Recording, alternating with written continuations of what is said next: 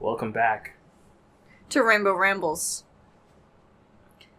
I'm your host, Chodes Bilbagar. And I'm your host number 2, Tits McGee, Mrs. Tits McGee, Mrs. Her last name is Mrs. It's Tits Mrs. But you gotta get the McGee. It's because I miss tits. Her milkshake brings all the boys to the art, and then they're like, what are we doing here? What's happening? I'm gonna have to charge. And then we're like, wait, no. This was an accident. I'm poor. I only have 25 cents. So today we're talking about aliens, because I came up with that great idea. I mean, she really did. She's been on Aliens for a while now, and I'm like, okay. Mm-hmm. I just woke up and I was like, I started thinking about what if I met an alien, what would I, talk to it about? You'd probably get fucked by it, and then you'd birth the first alien-human hybrid. Well, that's a question I have. Why do people always, involve some sort of a sexual act when it comes to abduction? I think we talked about this before, where yeah? we were we feel like people, got sexually assaulted mm-hmm. and were, trying to cope with it, and so they were, aliens. Exactly. I'm like, a lot of the times aliens come to Earth and... Okay, so I read the book Communion, and it's supposedly a guy who got abducted for, decades of his life, maybe more than that, and, how he describes it is how a lot of other people describe their experiences as well. And, he describes it as they come to Earth, they stand over your bed, and then they, telepathically communicate to you, earthly explosions and your family dying, and then they abduct you, and then they ask you if you can get any harder, your genital area, and then they tell you that they're only abducting you because you're the chosen one. And it's kind of, I guess, sarcastic, because... I'm trying so hard not to laugh. It's kind of humorous, and then I'm just thinking to myself, well, all of this is, very, narcissistic and sexual, and, the Earth explosion, it's almost like, if they can telepathically communicate to me explosion of Earth and my family dying, but they can't communicate to me why they're showing me that, but then they can ask me if I'm harder, if I can get any harder to, ejaculate, but they can't tell me why they're showing me, the Earth exploding and my family dying. I mean, to me it just sounds like a made-up thing in the human mind. It does. It does. I don't know, something traumatic, horrifically so, must have happened to this man, and this is his way of coping with it. The weird thing is, his family has experienced the same shit. Excuse me. Did they all just get kidnapped? Yeah, there was one night that he describes a lot in the book, where his friends were over, actually. His, couple friends were over, and everybody only remembers a giant, large bang, and lots of lights flashing, and, people running around the house. And, they had to be hypnotized in order to, really dig into the depths of the night that they experienced. And, they come to find out that they've all been, kind of abducted by these aliens. Alien beings. But then I've also heard, psychological happenings, hallucinations in tandem. I've heard that kind of stuff, you can hallucinate together. You can have the same hallucination. Shared hallucination? Yeah, shared hallucinations. I'm so happy. Sorry, my friend Zach sent me, a snap that he started a new job, and this was the awful job that I said should burn to the ground. Mm. And, they're not allowed to be a company, and he finally left that place. So I'm very happy for him. Mm-hmm. So, aliens. Okay. This is the subject we're on. Do you believe in aliens? In the sense that, do I believe that there's life out there other than us? Yes. In the sense that I think that they've contacted us in any way? No. People have all these conspiracies. The government covered it up, but I'm that's a celestial event that, we do not have the technology to, deal with. I don't think that would be like a cover-up story kind of thing. That would probably be like a, hey, people of Earth, get off of your dumbass bullshit. We got fucking aliens. I think that every religion is wrong. You're all stupid with the things that you're arguing about. Aliens. Aliens. I think that, Ooh, excuse me. that the probability is very high that we're not in the same, like maybe aliens have existed before us or after us, but I think the probability is very high that they don't exist at the same exact time. Well, like, one of the theories is that, like, the universe is relatively young, and that we might be one of, like, the first, like, types of life to form, like, in this manner. Because, like, the Earth is very old, like, 4 billion years, but apparently the universe is, like, not a shit ton older. So it's like, we just happen to form life in this level of sentience, like, before anything else did. But, like, you know, I feel like it's also embarrassing if, like, we're, like, considered the old ones, and then, like, we're fucking around like this. Well, what if aliens are just us, but we're time traveling backwards? That's the movie Arrival. Really? Yes. I want to see that. Is it Arrival? It's the one with Amy Adams in the Aliens show. Yeah, I think that is Arrival. I want to see that. I kept confusing Arrival and Annihilation, I think, because they started with the same word. But yeah. We should watch it. You want to turn that on now? We can. It's a little slow. It's a little slow anyhow. If it's slow, maybe not. Is there not allowed to make fun of? No, we're there's supposed like to just make fun of there's movies. like nothing to make fun of. Exactly. There's like nothing at all. But like the idea is that like I don't really find this a spoiler because the movie's just entertaining to watch, but it's slow. And we're like, she's like a linguist and she has to like translate what they're saying. Like a number of they land in a number of places, and a number of places are trying to like figure out ways to communicate with these weird octopus-looking alien things. Hot. Communicate with like these circular ink goo things, and they start like teaching like them English and then learning their language back from them, kind of thing. And like the aliens basically went back in time because they're future humans, like many like eons or whatever down the road, and they're trying to like teach them like the language, because the language is like the key to experiencing time in a non-linear fashion, which is apparently the key of getting it to early humans to like keep them from destroying themselves or whatever.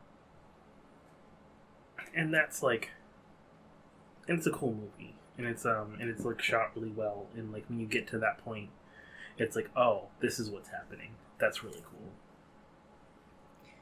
And it's fine because I know you'll forget because I already told you about this movie. You probably have. I have. I know I have. Because we were walking in the park one time and we talked about both Annihilation and Arrival. And I told you like the plot before. If I'm walking in a park, I'm usually very stoned. She doesn't remember anything when she's stoned. There's a video that came out today on the Timcast podcast. Have you heard of that? No. Also, by the by, I'm coughing not because of COVID, but because I'm vaping. We get it, you vape. I'm just making sure people know that I'm not, like, getting people sick. I'm sick. Anyway. Someone call an ambulance, but not for me. He came out with a video and it says, former CIA director now thinks aliens might be real. Navy issues statement on creepy UFO incident. And I saw the video already. The incident was, some guy was flying a plane, and I think he said it was either 4,000 feet or 40,000 feet. I couldn't hear him correctly. Well, like, his plane just paused. It just paused? Paused. What kind of plane? I don't know. You want to listen to the podcast? We're going to listen to another podcast on the podcast. I mean, it's only like a 5-minute video. Alright, let's play the clip. We can comment on it as it goes along. Alright, you know what? We're going to talk about some serious stuff, but you know what? No, we're not. Speaking of Mars and aliens and whatever other nonsense we're talking about, check the story out from the Daily Mail. Former director of the CIA, James Woolsey, says he was skeptical about aliens until a friend's aircraft was paused at 40,000 feet. 40,000. We can be friendly to the other creatures if they exist. Let me say that again. Until a friend's aircraft was paused 4,000 feet. What is that, like, tractor beam? Like, what friend is he talking about? Oh, let's read. Friends. Friends aircraft. That guy is me. Mhm. What fucking friend is this? What kind of plane? What kind of a friend? Is this the friend that flies stoned all the time? Yeah, possibly. He had a I was stroke. just watching Star He probably Trek. had a It was stroke. the episode where time keeps freezing. Have you guys seen that one? I've seen them all. They're in the. He's they're talking in the, about- the runabout, the shuttle, and then all of a sudden, He's talking about what's that show? I don't know what show he said. Fuck. What was it? It's the guy with the weird eyebrows and the long without space. Do you have any They're all idea? wearing suits. Do you have any idea how little that narrows it down? Alright, it's the only show that's like it. It's old as fuck. Star Trek? Yes. Star Jesus Trek. Christ. The only thing that gave it away was like, it's old. There are so many shows having to do with people being in suits and having facial hair and space and sci-fi shit now. And the only reason I got to there is because it's old. And I was like, oh, Star Trek. Okay. Moving on. He's talking about the episode, where time keeps pausing. I've literally never watched a full I've episode never of seen Star Trek ever. That's why I And, forgot like, the name. And like, all I've been told by people is that I would enjoy it, which I believe them. It's just an I think you would, yeah. It's just an investment. Even though I've never seen it, I definitely think you would. The only thing similar to Star Trek I've seen is that Black Mirror episode It's where... Futurama. I mean... Futurama was made by a bunch of Star Trek nerds. We probably would know like I a love bunch of... Futurama. Yeah, we would probably know a bunch of... Well, You ever see that Black Mirror episode where they're in like a spaceship?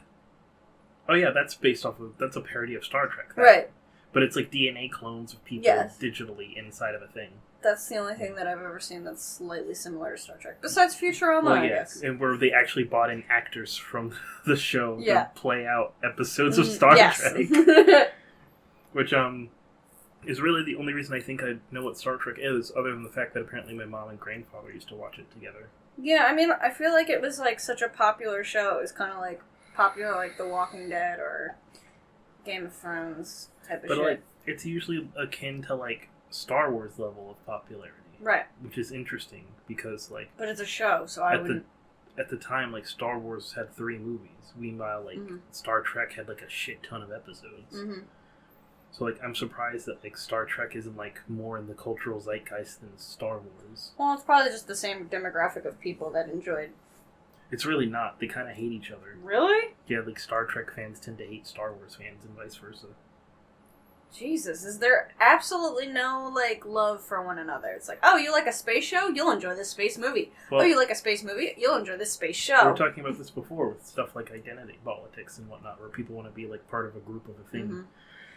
And to say that, like, well, you'd like this because it's similar to your thing. And like, If you have any people type get of mad. similarities, you're like, fuck no. Well, yeah, people just get really mad about it. And I'm just like, but it's all sci-fi. Mhm. And Star Wars is like space wizards. And like, It's just entertainment. You're just Star- being entertained.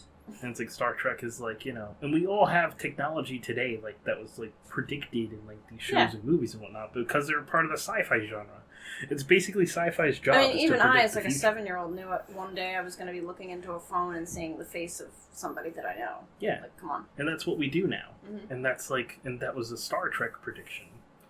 And then like a Star Wars prediction was like hologram shit. I think people forget that like we have Star Wars technology. Mhm. They brought back Tupac as a fucking hologram. Like, They brought back, didn't they bring back Michael Jackson? yes, they did. Do we have laser swords yet? No, because that one makes less sense. No. Well, I mean, like, there's these guys called Hack something that did make like a plasma sword technically, Mhm. and technically did make the thing. But it's like we Okay, have. yeah, the we don't ability really to have a do need for it, but I We bet really you don't. tons of geeks would like buy that shit right off the shelf. Oh, definitely. And they definitely kill themselves with it. That's true. But tons of 100%. neckbeards already have samurai swords. And I'm sure there are many stories of a neckbeard cutting themselves on their samurai sword, to being too embarrassed to go to the hospital and then dying from infection. We were talking about this before. Oh my where I god, that do- should be a horror movie. That'd be hilarious. Oh my I'd laugh god, too we should hard make at that into a horror We movie. should. TM. Where I do have Copyright swords, but infringement. I have like unsharpened training swords that are heavier. Patent than, pending. that are heavier than any sword that like you'll actually use. Mhm. And that's like it's like a weighted training thing. and then like I have like a shitty katana off of Amazon, and then I was like, this really isn't. There's no use for this. It became my thing. It got like most people decorate with it. Yeah, I got like a $40. It sits in my closet. I got like a $40 one off of Amazon. It's all rattly and it's shitty, but at the same time, I'm like, I have no use for like a straight up sword. It's not practical if someone like invades my home. That's why I got like that polypropylene stick over there. That's better to beat the shit out of somebody with than like trying to like cut them with a fucking shitty sword. Also, that keyboard. Keyboard could also work. Let's listen to the rest of this video because yeah. we like totally went off on a ramble, which is the point of our podcast. It's 1,000% the point, and then the name. Deanna Troi is sitting there, and everyone just freezes. We're on brand. Like stops in time. And it's because there's fragments of space-time continuum moving, like shattering all around them, and they're going mushroom trip. Oh my god! So anyway, to then hear this story, I'm like, that's what happened. That's crazy. Check it out. He was flying a plane. That stories always seemed pretty far out to me. But there was one case in which a friend of mine was able to have his aircraft stop at 40,000 feet or so and not continue operating as a normal aircraft. What was going on? I didn't know planes went above 30,000 feet. That's why I'm asking what kind of plane he was flying. Wait. Don't know. Does anybody know?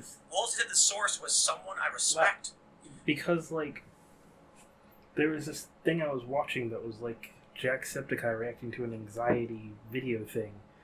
And, like, there's a point where, like, you hit a spot in, like, you know, where the speed that you're moving and the air current going over your craft or whatever matches perfectly so that you can't move. And if your engine isn't strong enough to overcome that, you're just kind of stuck floating there because of the air current until, like, that passes or whatever. So that's why I'm asking what kind of plane. So you're literally explaining something that they are saying that they experienced. Yeah. And it's an actual scientific phenomenon. And it's a science thing. It's not aliens. It's not an alien thing. So it's kind of funny that you say that because he's just like, I don't understand it. Aliens. Right? Yeah, that's what's driving me up the wall. He went right to aliens. What kind of plane do you have? Where I'm just like, because there are types of planes that can't overcome that air current coming at you. Well, this is why religion still exists, because it's like, well, I can't explain that, so obviously it's God. But that made sense back in the stupid ages. Yeah. When people thought everything was gods, demons, spirits, whatever. Now but that we're past that, I understand there's still plenty that humans don't know. Well, but it still doesn't mean God. It still doesn't mean aliens. That's what I was talking about. Why like scientists should really take a look at ghosts, and we were like string theory and things like that. And then we conjured up some fucking crazy ass shit. Like ghosts could be some sort of a physics. Yeah, ghosts phenomenon. Could be like an anomaly in like an anomaly. Yeah, the vibrations between different universes or whatever. I bought in like multiverse theory. And, like, the idea that, like, universe is vibrating at a different frequency and, like, there just happen to be spots where, like, they match up so that we see shit that technically is there but isn't, I mean, things that we consider paranormal, they could be very normal. They could just be quantum physics. Yeah, exactly. But that's still cool. It's still cool. I'm not saying that it's very cool. It doesn't make it uncool. It makes it even cooler. The thing is, we think of physics as such a straightforward thing. Like, this goes up and then this goes down. It's maybe it's not that way. Yeah, I was talking to my mom about this earlier today, where I was like, we're kind of stuck in physics, where we're just kind of like, well, Einstein, we're just going to go off of everything that Einstein ever said. And I'm like, it was like 50 fucking years ago. Right. You mean to say that, like, it's not like Einstein could predict any of the technology that we had today. But what about, are there any great physicists today?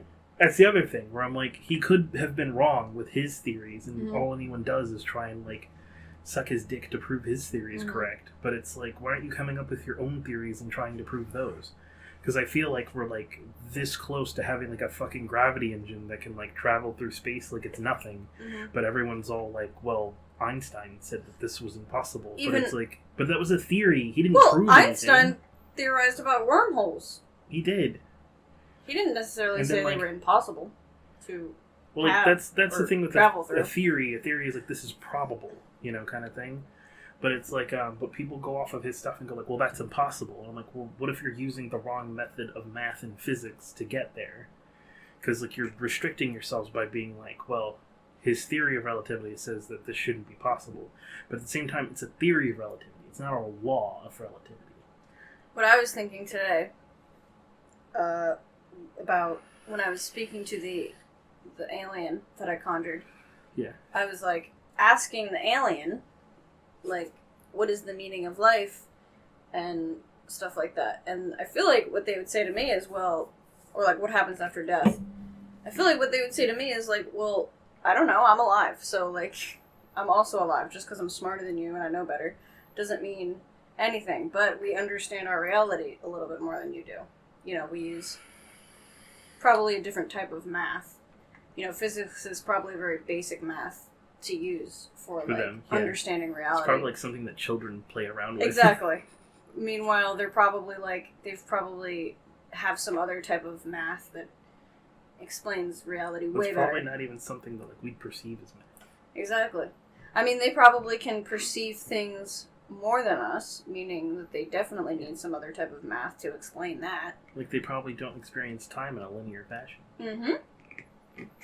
So it's like the way that you're interacting with me. I'm interacting with you simultaneously while you're old, and also while you're really tiny and young, and like and we're having like 5 different conversations across time, space-time right now. That would be fucking freaky.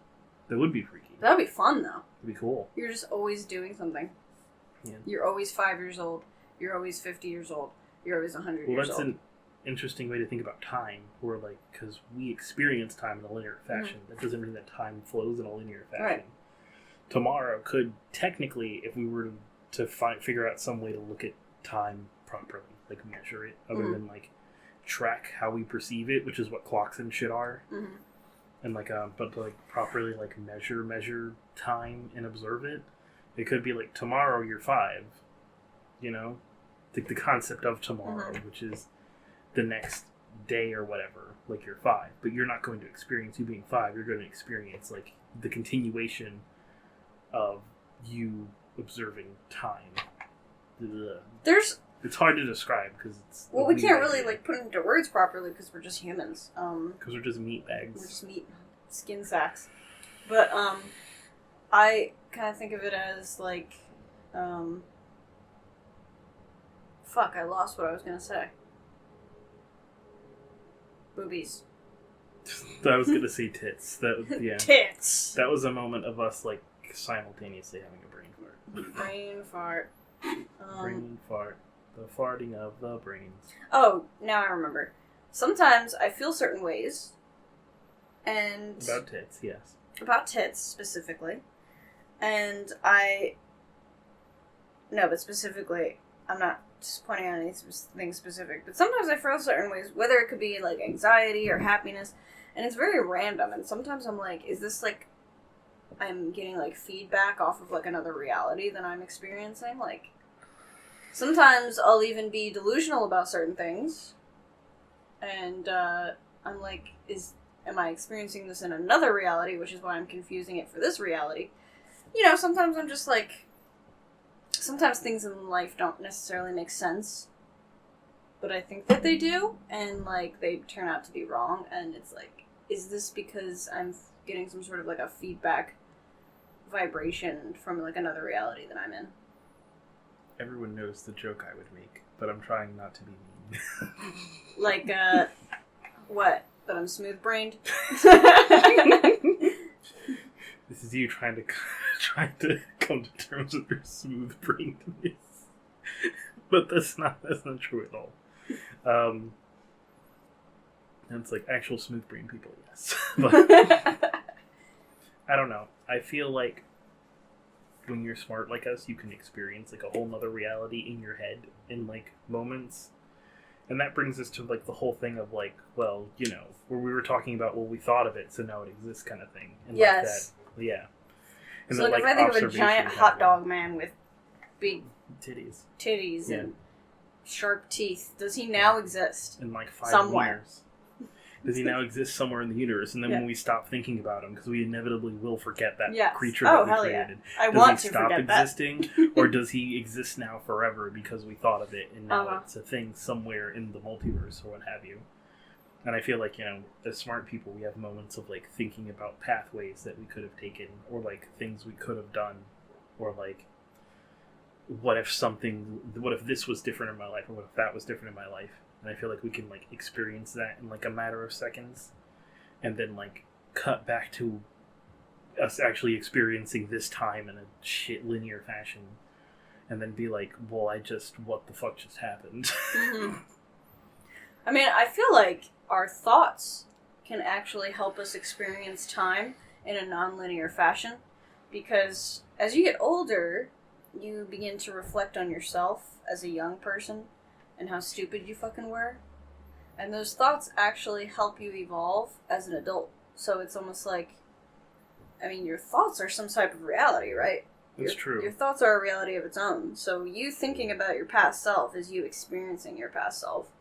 But from your current perspective. From your perspective, and, technically the human perspective and memory is horrid and horrible and usually not accurate. It's usually extremely inaccurate, but your ability to look back at yourself in a realistic manner. You pretty much have the gist of it, right? You're like, well, I acted like a shithead. Well, not everyone does that, though. Mm-hmm. That's the other thing. Not everyone, looks at themselves in, any type of critical manner.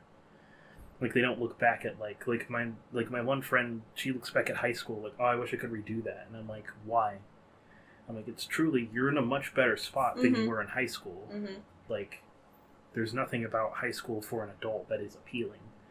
Other than, I suppose, the lack of responsibility. But there's also an utter lack of control that you have over your day and your existence in your life. High school is literally training you for prison. It pretty much is. It's training you to be in a shit job and just kind of accept it. Mm-hmm. Or to be in jail. Or to be or to be someone that doesn't have control over their existence, really. Yeah, it's here's your shit food. You gotta be here for 8 hours. And you have to be here for a stupid amount of time. With cinder block walls. Yeah, which is a whole nother thing that, when COVID was, when COVID started and my younger brothers had to do online school, they weren't in school, technically, as long as, they would have been, because it's, it's impossible when you actually have the ability to just feed them information in, such a, precise manner that you can, just through remote and, via computer and whatnot.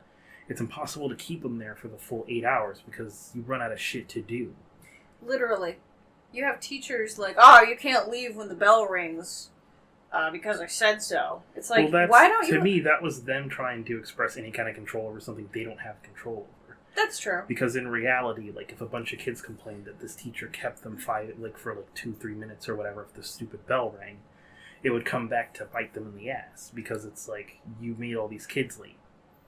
For their next class. It's you don't have actual control over that. The bell does dismiss them. But my question is, why isn't the teacher I'm only going to keep you if, we've finished our learning for the day. If I have nothing else to say, if I have nothing else to show you and teach you, goodbye. It's almost like the 8-hour work week. It's you have to work 8 hours. Sorry, 8-hour work day. You work 8 hours, and then, but it's because it's a failure of the every system. Single job I've had maybe 4 hours of work a day. So that system's also built around the idea that the 40-hour work week is effective. Mm-hmm. Which, working from home has shown that it's not. Because it's there's no one's, working, that full 8 hours from home. Mm-hmm. No one's doing that. But people are more productive because it's, I can get this work done on my own time kind of thing. And, let's say that, really, people are putting in maybe 20 hours or 30 hours. I think one of my packages arrived. They're maybe doing, 20 hours or 30 hours or whatever. And then it's, but the productivity's a lot higher. That's because the idea of the 40-hour work week itself is flawed. Right. But kids are stuck in school for, those 40 hours a week because their parents are stuck at work for 40 hours a week, and they're also, subsequent babysitters on top of that. Mm-hmm. And it's, it's advanced daycare. Yeah, it's this horrific spiral that society is taking. Mm-hmm. And and it's not even, and America hasn't even done it in the manner that at least other countries have, where it's we can shove a bunch of information into your brain during this time. Well, it sucks because for us, it's much more of a waste of time than it is in a lot of other places. That at the very least, try and do other things with you. But the way that humans could avoid this is just by saying no. If the government wants to say, okay, 40-hour work weeks, 40-hour school weeks, you could just say no. You could, but people don't realize that. And, like, the people that do realize that are viewed as, like, crazy or irresponsible or whatever. People have no idea that they can say no. Well, that's why I'm so happy that my friend left, like, his bullshit job. Because it was, like, I feel like he was just there for so long that he was just kind of stuck. Because it's like, you know, better the evil you know than the evil you don't kind of thing. Mm-hmm. And the fact that he's, like, sent a message like, I finally left there, I'm, like, disgustingly happy for him. And that's how I feel about, like, my coworkers at, like, my previous place. Because it's, like, they're kind of just, like, feeling stuck and getting shit on constantly and whatnot. But I'm like, at least y'all are getting paid. And they're like, well, yeah. Like, I got paid the least out of all of them. And, like, so they weren't surprised that I left. Because it was like, yeah, but I'm also now getting paid the most out of all of them. Mm-hmm. Which is also, like, a thing of, like, which is why I'm just kind of, like, pressing for them to just leave. Like, the place isn't worth it. People feel so stuck because, I don't know, I feel like they find that it's better to be comfortable than to take a risk and possibly feel uncomfortable. But I'm not comfortable not taking the risk, is my whole thing. Oh yeah, to me it's much more worth it to take a risk and fail at that risk than to stay at a place where you feel unfulfilled and even sometimes disrespected. Because a lot of jobs you just feel disrespected because I don't know, I don't like the idea of having a boss and then that boss has power over you. I just don't like that. I mean, like, to me that power is always like, you think you have power over me because you think that, like, this is my only option. Mm-hmm. But I never make a place like my only option. Like, that's that too. Look, when it's like, and I got, like, a little too comfortable with this to the UK because, like, I'm gonna say their name, I don't give a shit. I got too comfortable with them, and then, like, I fucked up on one thing that no one told me how to do, and then they're like, you get another strike and we fire you, and I was like, well, then I'm gonna leave. Mm-hmm. Like, that was the thing. It was like, if your reaction to, like, having a shit manager and, like, not wanting to train me on this and making thing, one mistake. Yeah, and making a mistake on this thing I wasn't trained on, and kept, like, screaming out into this void where no one wanted to answer me on what I was supposed to do. And you want to be mad at me because the rest of you didn't do your jobs right? I'm just gonna leave. That's kind of what happened to my dad at his current job. He did something, I'm not really going to explain it, but he did something. Okay, so I'll kind of explain it. They have a parking pass, and it's a very long story about the parking pass. This sounds really trivial, because you said parking pass. It's very trivial, but the funny thing is my dad got written up over it. Everybody uses this one parking pass in order to get free parking, right? And the boss even mandated it. He's like, everybody use this free parking pass. Otherwise, they'd each have to pay $20 a day to park there. Okay. So my dad actually began using it as a selling tool he's a salesperson there. He's the only salesperson there. Okay. He began using it as a selling tool for clients to come in. He's like, come in, we'll have a meeting, I'll show you around, and you can get free parking. I'll give you free parking.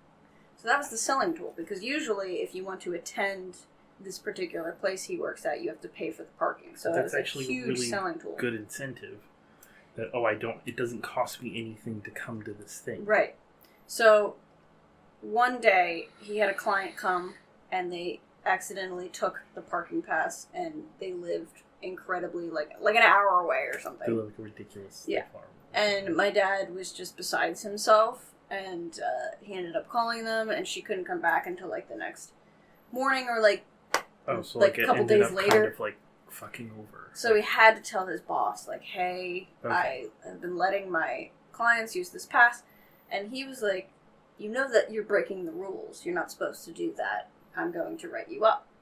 But it's like meanwhile, he's mandated everybody to use that for free. But everyone's breaking the rules with that.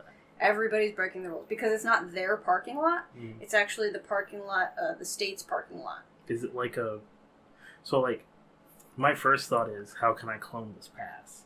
That's really my first thought, because, like, I don't know. I think that's stupid. Well, also think about it this way: the parking pass is for the van that belongs to this place that he works at. So it's when not you even look at the records, so that van is going in and out 20 times a day. Yeah. Which makes absolutely no sense. So, like, really no one cares. So nobody gives a shit. Yeah. So why does anybody give a shit if my dad brings in 1 or 2 people a week for free? Well, because what difference now does it's that make? inconvenienced them or whatever, like their workaround for the thing or what have you. It's retarded, but I see why they're like, "Oh, we're gonna write you up for that." I can see why, but it's a retarded reason, and it's just kind of like, but what I would have done he's is getting you business because he's the only salesperson. So the reason that you have some of these people is because of that tactic. Mm-hmm. So why are you going to punish him for that tactic? What I would have done is, you're not supposed to do that, wink wink. If I were the boss, you're not supposed to do that, wink wink. If you do that again, I'm going to write you up, wink wink. Never do that again, wink wink. Also, doesn't that fuck them over for them to be like, oh, he used the free parking pass thing? Well, how does he have it? Like, if someone else is, like, questioning that. If I, honestly, if you don't want the paper trail of, like, oh, well. If I were my dad, which he'd probably get fired for this, but I would have gone to whomever owns that parking lot and said, this guy is letting us use this parking pass for free, and then been like, it's gonna bite you in the ass. Or I would have been like, if you write me up, I'm gonna go tell that everybody's using this parking pass for free. Some kind of threat where it's like, why would you want a paper trail of people that are using this parking pass for free, and that you've been doing that for however long by writing me up? That doesn't seem to benefit you. Really, all you have to do is wait until I get it back. It's like, now I have blackmail on you. Like, yeah. I can literally show that this van goes in and out of the building 20 times a day, which is impossible. Really, it's more beneficial to you to keep your mouth shut about it and to accept the fact that I made That's why I would have said, hey, I understand why you're using that, but never do it again, wink wink, I'll write you up next time, wink wink. That was the benefit of me being their only security person, to where it was like, you don't know how this works.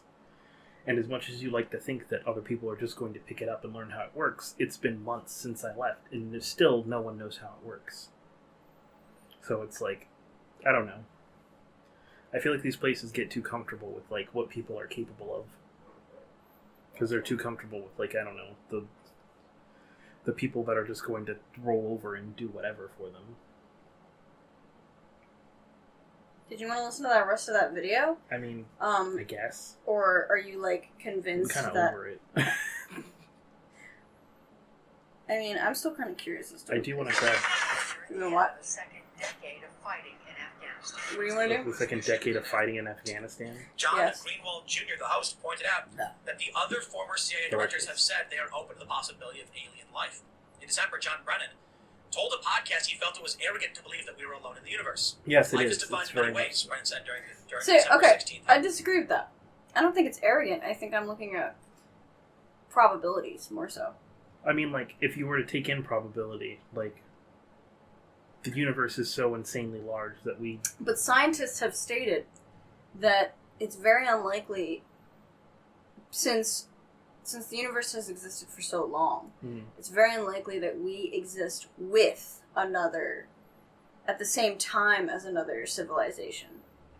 So, like, the one theory I said is that, like... It's not unlikely that another civilization has existed.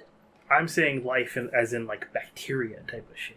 That's what I'm saying. Well, didn't they just discover that there's life on Mars or something? There's, like, bacteria from, like, an asteroid or something like that that hit Earth. But I'm talking about a solid civilization that can look you in the eyeballs. Oh, a civilization like this that has, like, developed language at the very least. Yeah, language. Yeah, like, that goes into my thing where, like, we're either the first to do it or, like, the universe is kind of over that and we're the last to exist. Well, it's also not me being arrogant because, I mean... I don't necessarily want to be alone. You're taking in probability. When I say that as arrogant, I perceive it as, like, religious people being like, we're the only ones. And we've only been around for 6,000 years. Yeah, and, like, God made us in his image and all this other bullshit. That's what I perceive it as arrogant to kind of believe, like, well, we're the only beings in the universe. That makes sense. Now, like, probability-wise, it's like, like, if we're one of the few, like, actual civilizations, then yes, because that leads into the earlier thing, like, universe is so relatively new, or what have you, that, like, we've life only forming been here in for a manner. blip in time. Oh yeah, like humans, it's insane. Humans, blip on this planet, not even considering, like, the size of the universe.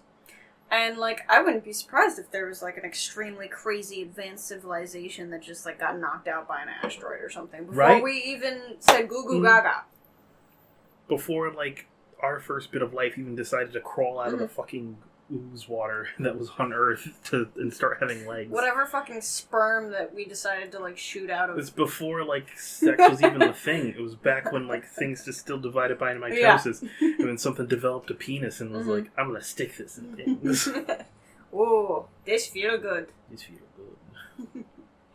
But seriously, I mean, I wouldn't be surprised, like, if a whole civilization lived kind of like us, like, from very primitive times to very advanced times, and then they just got knocked out by an asteroid. There are theories that Mars was, like, used to hold some sort of civilization, and then they blew themselves up or whatever. I wouldn't be surprised. Yeah. Because, I mean, if you think about it, our current solar system is made for life. Yes, Mars is technically in the habitable zone. So if you have... Earth and Mars. If you have, like, a cool, stable solar system, which we do have, it's likely that even Mars might have been a little closer to the sun at one point, or... Possibly. I mean, you never know. So, I mean, or that civilization didn't mind living in cold temperatures. Theory that, what is it, Uranus, I think, is supposedly covered in water. Excuse me? And then, yes, it's covered in water. White grass. Anyway. And, that there's a sheet of ice over it because it's too far from the sun to really get warmed by it. Right. But there's a theory that, like, it could have hydrothermal vents, like, on Earth, and, like, be teeming with, like, aquatic life. Mm-hmm.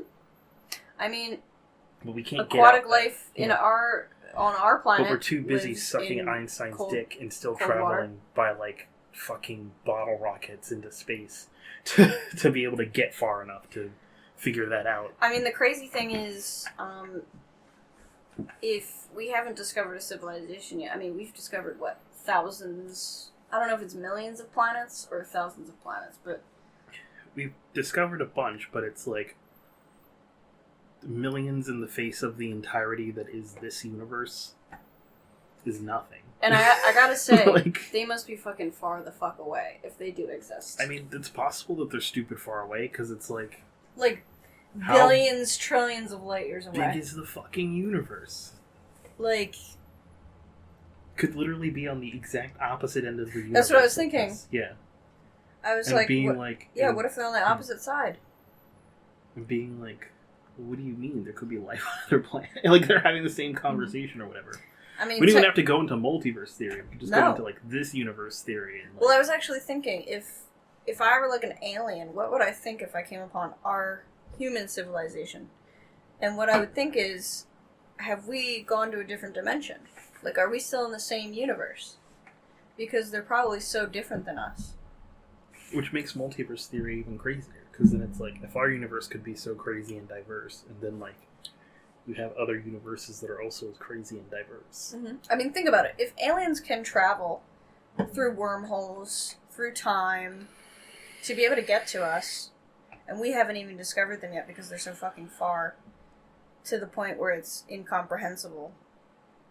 What do you think they thought the first time that they found something like us? Like, they would, like, think... Holy fuck on a fuck sandwich. They'd be tripping. What is this? They'd be fucking tripping. Did I smoke too much space weed? They'd be like... Did I accidentally eat the space shrooms? What is happening? Instead of the space portobellos? What are these things? Like, sometimes we think aliens are so advanced that we're almost like ants to them. But I don't think that. Because ants don't wear little sweaters. Because ants don't wear little sweaters. I feel like we're such a complex... It's a very cute way of thinking of I mean, think about it. It's just a very simple way sweaters. to explain how complex the human brain is, that we're like, we have to cover up our naked bodies. We just have to. I mean, like, it's pretty beneficial, especially when it's cold. Of course, yes, that's true. But you'd think, like... I mean, look at all the stuff in your room. Yeah, look at all this bullshit. You have a lot of stuff. Yeah. To me, this means your mind is very packed. Cluttered and insane. So, the human brain, I'm not saying it's the most complex brain on the planet. I think dolphins are pretty smart, too. I mean, they are. The human brain is the most complex computer on the planet. Okay. But, I would say the brain in general is actually... That's right. So, like, we're not, like... we're not like lions. We don't just growl at things and eat things and birth and poop. We do a lot of shit. I feel like humans have, like, the other issue of, like, forgetting that we do those things. I feel like aliens would come upon us, and whether they're smarter than us or not, they would still be kind of fascinated by us, because we do have so much to offer in the sense of, like, psychology and the things that we think about and how we can, like, think about life and death. Imagine if they don't have something that we do. Well, that's what I was going to say. That's, like, yeah. And it's like, what if, like... Like, what if they, like, got technology down, but they were just, like... What if they have no emotions? Yeah, what if they're like, what do you mean? Like, yeah, I love this person, that's why I like hanging out with them. And then they look at the person, or the other alien or whatever they've been traveling with, and they're like, I guess I understand? Well, something from Communion is that the guy that was abducted... I'm not saying that anything he's saying is true. I'm just saying that it's interesting. I don't care, I just like hearing you talk. I don't think you've realized that yet. I think it's interesting, the kind of, like, theories that it pops up in your mind. Because he describes aliens as being almost like a hive mind, where it's like, that's cool. They're kind of like bees, where it's like they all work for one, like, queen, but they all have their little jobs, and they all work. It's not like the individual. Like, humans are an individual. Some sci-fi stuff kind of does that. I mean, like, really, if you look at humans culturally, you would think that, like, some places are a bit more hive mind. You know? Oh, there's definitely a hive mind aspect to humans, because we do have a structure of society. Yeah. But we are more individualistic than, like ants or bees. Or like, ants, bees. Well, most insects, I guess. Like, those were the examples of things with a hive mind. I definitely think technology has helped us become more individualistic as well. Well, yeah. It's also made us more divided, but in a sense where... I'm going to grab my package because it has cool stuff in it that I want to show Emily, just so the podcast knows. Okay. Emily, entertain them while I go do that. So, what was I saying? I think we're more... Ow! Sorry. He's abusing me. I am. I'm shoving keys up her butt for safety. It happens. I thought that wasn't you. So it was you. No, that time it wasn't. That's why I'm concerned. That time? Yeah. There's been other times? Oh, yeah, definitely. They just kind of slide up there. It's real easy. Okay. Right over here. I accept. I can't stick a fucking doorknob. Jesus. So I guess I think humans are more individualistic because we have the freedom of choice, or so we think. I mean, we could be all existential about this. Like, we could be like, we actually don't have a freedom of choice, and all our choices based off of our brains and what our brains want. Oh, wow, he's back so fast. Keep talking. But in simplistic terms, without talking existentially about, like, whether we have freedom of choice or free will, or if we're a slave to our brains, technically humans do have choice. Just because, you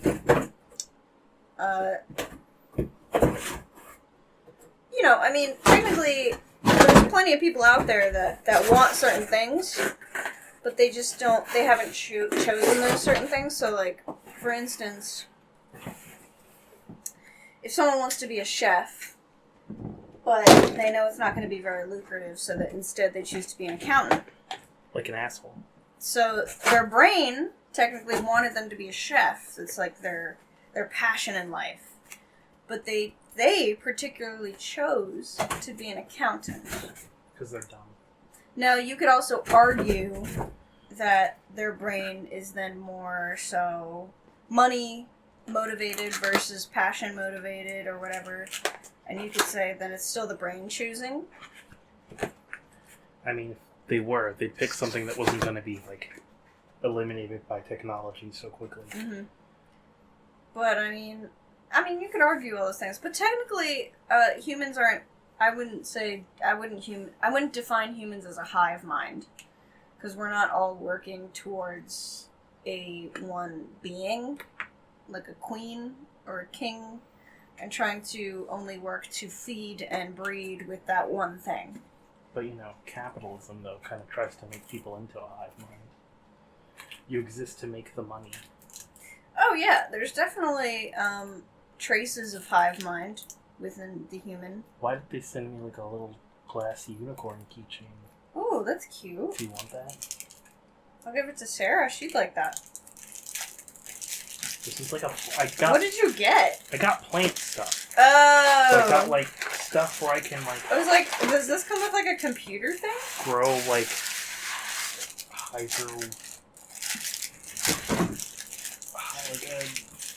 hydro-based stuff. This is adorable. Where I can just grow plants and water and shit.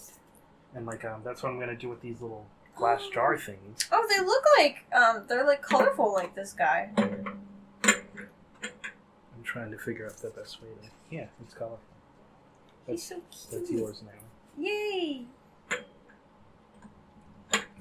But, these are basically going to go by my windowsill. I'm gonna put a bit of, I keep forgetting what this shit is called, but it's, stuff you put on, a plant rock wall, and, it grows... Plants can grow out of it. You can apparently take pieces of it and still grow, sizable plants out of it. I'm gonna try and grow cherry tomatoes in my room. Because now I'm finally in the phase where I can start experimenting with plants and shit again.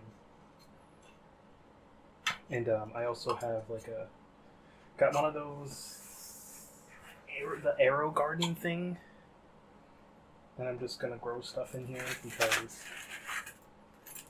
I've always wanted to grow stuff, but it's never been really practical to do it inside because my family tends to destroy things. So I gotta keep it to my room. So what made you decide to get plants? Well, I've always wanted plants. I just good. haven't had the time for plants until recently. How the fuck? I have plants. They're half dead, because I'm half dead inside. Sad. No. I'm sorry. It's because, sometimes I forget to water them, unfortunately. Believe it or not, I don't think shoving a penis in you will help with that. What, help me to figure out how to water my plants more? Yeah. I don't think so. I don't think that's how that works. You can't just shove a penis into everything and hope that it solves everything. Well, that's what most people think. That's true. Most women. Or is it men too? I think it's both, actually. Okay. I think it's the straights. They think a penis in something or them will solve all their problems. The straights. That sounds like a disease. The straights.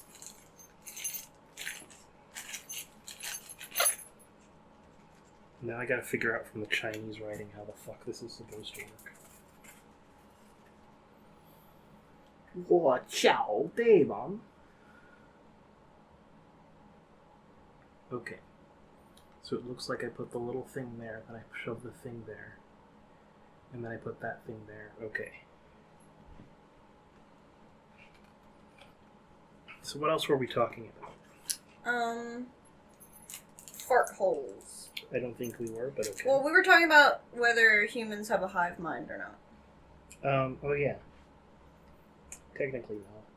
Technically no, but there are definitely ways that humans... exert a hive mind mentality. Yeah. In countries I think that's just the animalistic part of us. Yeah. I mean, I feel like because we now make such large societies that, they're more so described as a hive rather than, a pact or something like that. Mm-hmm. Do I have to actually thread this? So aliens might be a hive mind type of civilization. Or that's one theory. But hey, that's just a theory. A life theory. What was that? I don't fucking know. Sometimes you make amazingly hilarious noises that I wish I could record and just have, You just recorded it. Oh yeah, I guess I could clip that and just have that be, the sound that is made your ringtone. You call me, yeah. Oh, Emily's calling me. It's like you're out at somewhere professional. You're making a presentation. And then it's just like, Oh, sorry, my ass slave is calling me. That's how I'll describe that. So did I just make it more awkward? And then you just leave and they're all like, his ass slave? Devon has an ass slave? Ass slave? What constitutes an ass slave? Someone whose ass I own. Remember, people, she's not denying it.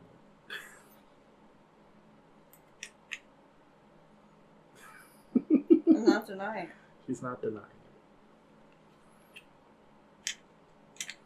Sarah gets everything else, but I claimed the ass. I claimed it back when we were in high school, I guess. I don't think Sarah minds. I really don't think she cares. She doesn't care. She won't pee on me, though, which is disappointing. I feel like I annoy you every time I talk about pee. I mean, I don't know how to feel about it, to be honest. It's funny. Because I wouldn't want to get peed on. But the fact that you want to be peed on, I'm just kind of like, okay. Only by Sarah. I don't know how to respond. She says that, but I mean, like, she's probably wanted to get peed on by other people in the past. No, because I've never, like, been with somebody that I'm actually attracted to. Which then makes me wonder, like, people that she's attracted to, does she just want them to pee on her? I mean, I'm not against it. Not against it. So if Emily asks you to pee on her, you know that she's interested. You know that I have the fucking hots for you. So watch out, Her people. vagina is absolutely throbbing at the thought of being with you. If I don't want to pee, if I don't want you to pee on me, you know that I don't like you. I just imagine my mom overhearing, like, parts of the podcast. I just, like, imagine, like, Sarah's mom watching or listening to the podcast, and she's like, oh, God. Sarah, you have to break up with her now. She's talking about people peeing on her, and she hangs out with the Brown. She's religious. I just assume that she's racist. That hasn't steered me wrong. I mean, yet. she's also a Trump supporter. Yeah. That might be another indication. I don't think she's racist. I mean, I know... Surprisingly. I know people that are Trump supporters that are surprisingly not racist. They're also surprised when the white supremacists, like, contact them and go white power. And then they're like, I'm not about that. Right. But they also then don't understand that that's kind of the generalized rhetoric. Mm-hmm. Which is unfortunate that, like, you know, not every Republican is racist, but if you assume that they are, you'll never be disappointed.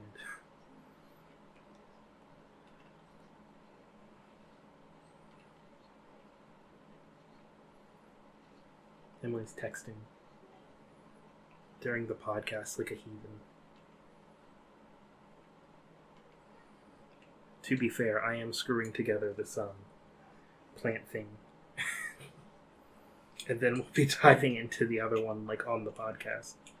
So I'm very excited about plants. So I've pretty much given up on people.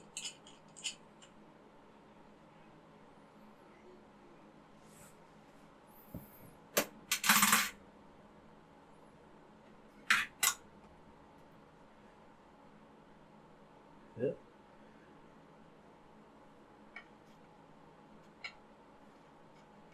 No. I dropped a thing. Oh, I see how this is supposed to work. I see it. I see it.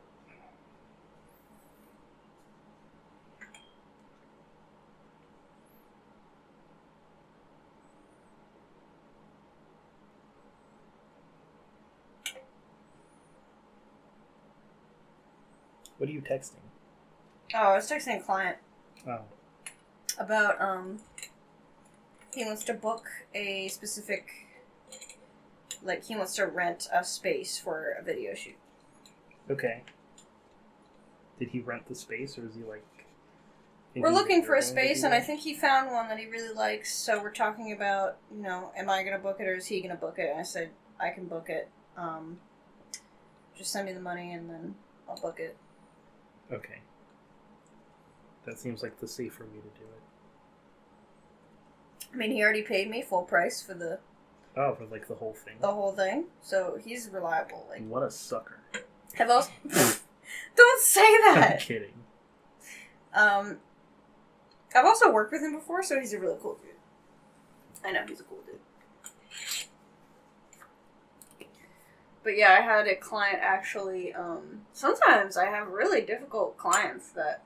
Okay, so I do upfront payments only. Which is smart. And most of my clients are fine with it. They're like, yeah, like, I've had kids work with me. Like, kids meaning like 17, 18, who are like, yeah, here you go, $700 up front. And make my music video. And I'm like, cool. And then you have like these 50-year-olds, usually women. They're usually in their 50s, 40s, 50s. And they're just like so adamant that they cannot pay up front. It's just like, well, if you can't pay up front, I'm assuming you can't pay later. I'm like... Is my whole thing. Exactly, because you're going to pay me eventually.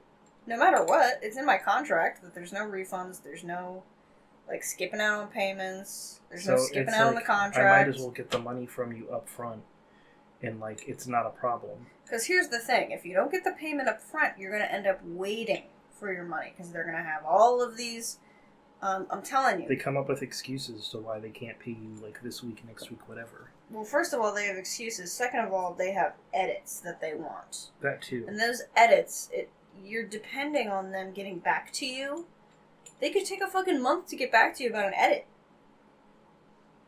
And you're not going to give a shit if you've already been paid in full. Yeah, if you've already been paid, then it's just, like, it's not really a waste or whatever. Yeah, it's like, I've been paid in full. If, you know, the video's not finished, but that's up to you. So, I'm just waiting on your edits, and then we can move forward. You know, you're the one with the unfinished video, but I already got paid. That's all that matters. If you, well, it's probably loud. If you're stuck waiting on them to get back to you with edits and payment and all of that, then, like, everything, all the time that you spent on it is now kind of a waste until you get paid. So, it's dependent upon, unless you put, like, these crazy time limits, like, Yeah. in your contract, which just makes the contract way more complicated than it Yeah. needs to be. Well, like, the easiest way to deal with a client that doesn't want to pay up front, you say then bye-bye. pretty much, yeah. Bye-bye. All right. Because, like, unless you can find some way to get, like, if they're not going to pay up front, then adding, like, fees for you waiting on them or whatever, they're just not going to pay those, and then you have to get into some sort of collections agency nonsense or, like, whatever with them, which really isn't worth it, especially for, like, small businesses. It's not worth it. I had a client that... I have a client right now. I have 2 clients that owe me, I think either both of them or one of them owes me $150, but I've kind of given up on trying to collect that money from them because it's only $150, and I'm just kind of beyond the project at this point. Which can also kind of suck. But it's not like it's $1,000 that I'm missing. That's true. $1,000, I'd be going to their house with somebody and collecting the $1,000 that day. But,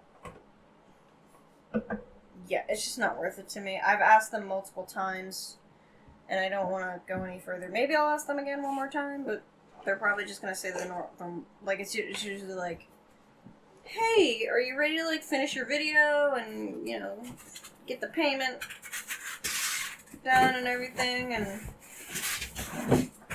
they're like, yeah, let's do it. And then I don't hear from them for a month. Well, it sounds like they're trying to get the video from you, and then, like, not. They have the video, but it's a very, like, it's not very clean. Like, I need their edits. I need to, like, input titling. What? Like, it's just an unfinished video. Excuse me. Sorry. That could have been, like, what they were going for, though. Just to try and get, like, the hard part, or whatever they. I mean, I have their social media. They've never posted any of the videos. They're just weird. I don't really understand people. You know, if you want to purchase something, just purchase it. It's like going to a store, purchasing a television, you bring it home, you expect it to work. If it doesn't work, it's not like... You don't pay half up front for the television and then come back and say, it works, okay, here's the rest of your payment. Yeah. I mean, I guess it's why credit card companies are... Well, you can always finance things, always, especially with credit cards. But, like, at that point, first of all, you can't afford it. Second of all, you're not paying an individual. You're paying a corporation that already has millions of dollars. That already has, like, experience in collecting money from people that don't pay them. I'm an individual. I can't deal with collecting payments from people. I don't have the time for that. Well, that's another hard part about small business stuff, which is why, like, you know, some stuff like FreshBooks is a thing and whatnot. Mm-hmm. Where, like, you know, it's, like, payment processing and, like, and they can handle, like, collections, things or whatever, if people don't want to pay and whatnot. That's probably what I'll eventually use once my business becomes a bit more complex. You can track invoices and, like, do your taxes and shit like that. Mm-hmm. Which becomes very important for established small businesses. Mm-hmm. Even doing contract work. Stupid 1099 was a pain in the dick.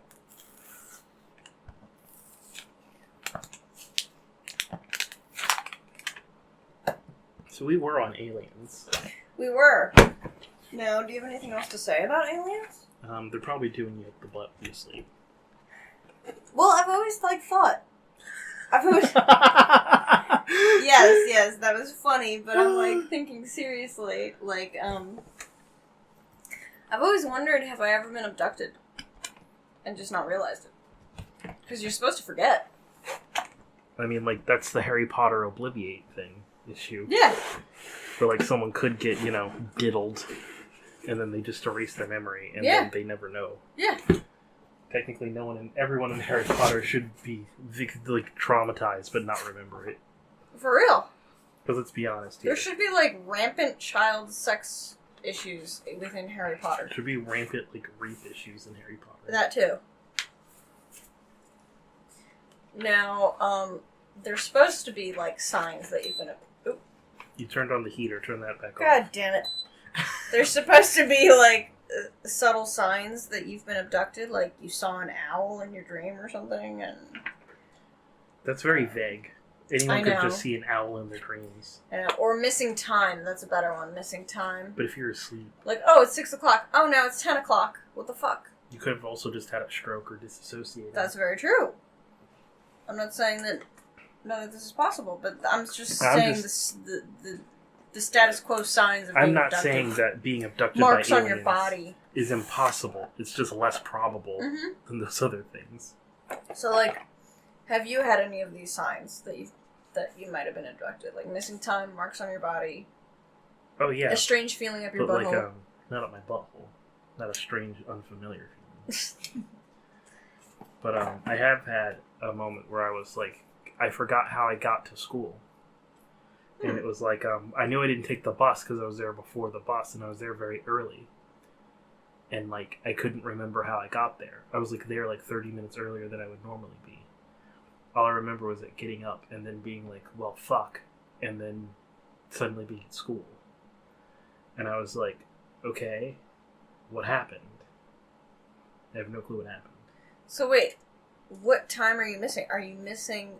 the point when you're on the bus? I'm missing, like, somewhere between leaving the house and being at the school. Leaving the house and being at the school. And I knew so you're missing the bus ride. I'm missing the bus ride, but I know I didn't take the bus because the bus takes way longer to get there. But you were 30 minutes early to school. Yeah. So you, like, fucking teleported. I must have fucking teleported or some bullshit. So doesn't that freak you out? A little bit. What do you think happened in your... I probably fucking teleported as far as I can go. With your fucking brain. I mean, it's more probable. You think it's more probable for us to fucking teleport unknowingly than to be abducted by something? Stepped into a fucking interdimensional wormhole and ended up where I needed to be. But that's fucking crazy. But So why like, did I get abducted for such a short period of time? Well, let me ask you this. It was like... That's true. The time I got there made me think that maybe someone drove me and I forgot that someone drove me. But no one ever drives me to school, so that would be a very memorable thing. So I'm wondering, happened, like, how not much even a time handful of times. exactly were you missing? Like 15 minutes? It's like maybe 20 minutes. Okay, so you were missing 20 minutes. And when you got to school, right? When you got to school, was it that moment that you were like, how the fuck did I get here? Or was it when you got home and you were like kind of thinking, like, how did I get to school? It was today? that moment. It was that moment. Yeah, it was like in the morning while I was at school, realizing that it was super empty. And then like looking at the time and being like, I'm here way earlier than I should have been if I was on the bus. So it's almost like did you feel like you were dreaming? A little bit. Like, this is like unreal? A little bit. Like, you're in a kind of like a lucid dream, maybe? Yeah, that's what I thought for a moment until like here's my other thing. Is that I'll have, like, these insane dreams to the point where, like, everyone, like, especially a lot more in high school, where I would, like, either punch myself in the leg or the side, or, like, pinch myself really hard just to make sure I wasn't dreaming. Mm-hmm. And I just kind of gave myself a Charlie horse and was like, oh, fuck, I'm not dreaming. And I was like, okay, what the fuck happened then?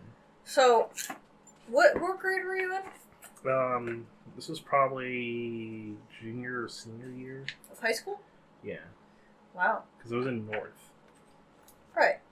So, you arrived to school, and the moment that you popped at school was the moment that you were like, how the fuck did I get here? Yeah. It's fucking freaky. But I've also had The only thing I can think is, like, you fell asleep on whatever ride thing you got on. But, like, But you don't remember getting out of it. I remember getting on it or out of it. Getting out or on. And my bus showed up later. So and it your wasn't bus showed my up bus. after you. Yeah. So it wasn't my bus. My bus and the people on my bus showed up later. Did you feel like you were on drugs? I'm not asking you if you were on drugs. I'm saying, did you, like, feel like you were on drugs? I wasn't at the time. I didn't start doing drugs until college. But were you like, oh my god, I feel like I'm, like, on drugs right now? I mean, I don't know, because I would have no frame of reference at the time. I'm just, like, wondering, like, I'm so curious. Like, high school is also when I had more, like, prophetic dreams. Where, like, I could predict the future a lot more easily back in high school. And I would tell people what they're going to say before they said it. And I'm like, because you already said this. And they'd look at me like, what? You know, like, I've had dreams like that. Because we already did this. I've had dreams like that where I predict a certain thing that happens the next day. But it's always, like, a very, mundane kind of a thing.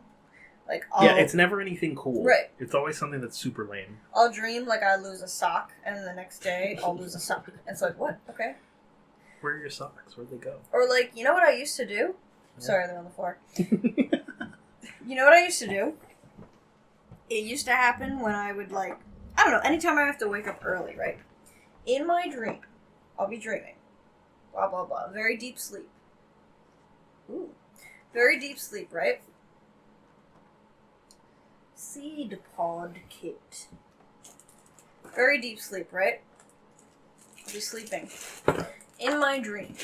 Deeper than Hagrid's balls. Deeper than Hagrid's fucking balls and a dragon. Probably.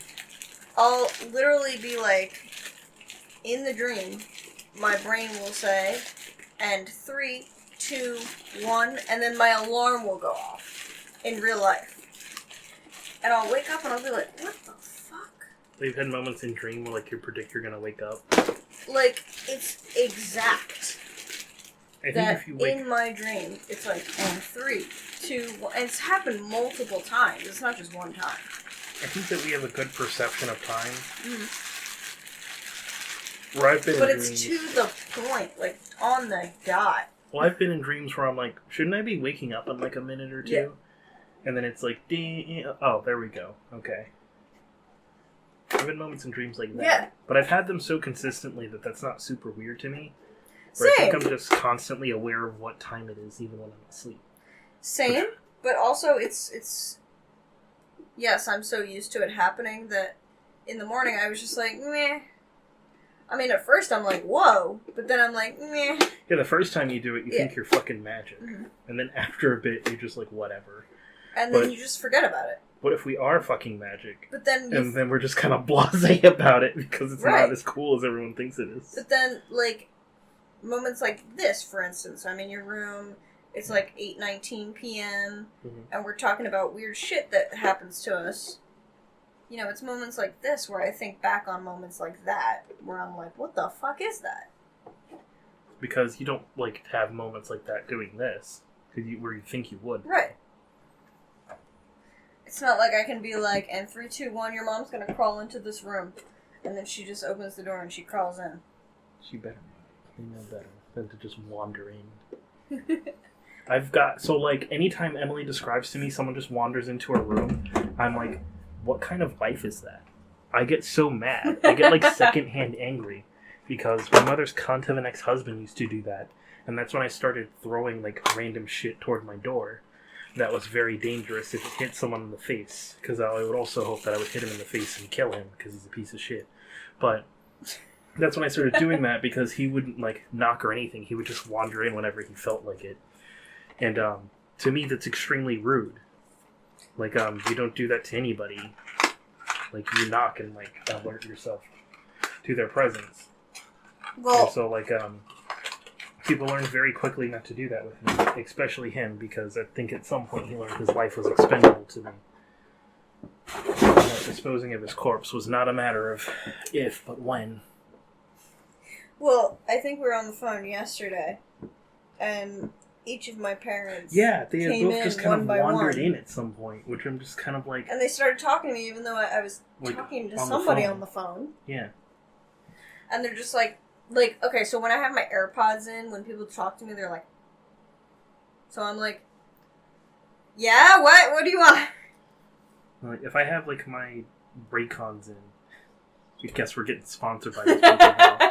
I just point to my ear and I mouth, I'm on the phone. Mm. And usually people fuck off. And the people that don't, I, like, look at them like I'm going to kill them. Because it's like, what is wrong with you? I've established the social cue to leave me the hell alone, and you're still here. So usually when my parents come into my room and try to talk to me, it's usually because I've done something wrong in their eyes. So I'm always like, okay, let me take this out so I can, like, fix this thing that I've done wrong immediately. But even to me, I'm like, how they feel doesn't trump, like, the social thing of, like, you don't interrupt people while they're doing something. Mm-hmm. I guess it's just because I'm used to it. I don't know. It angers me. But it was funny because I was like, I kept having to say, like, I'm sorry, hold on. Because we were talking about building my stealth camper. Yes. And I kept having to say, disappointingly, like, because we were talking about very interesting things, like, sorry, hold on, and I feel rude to say that because you're, like, in the middle of conversation. And,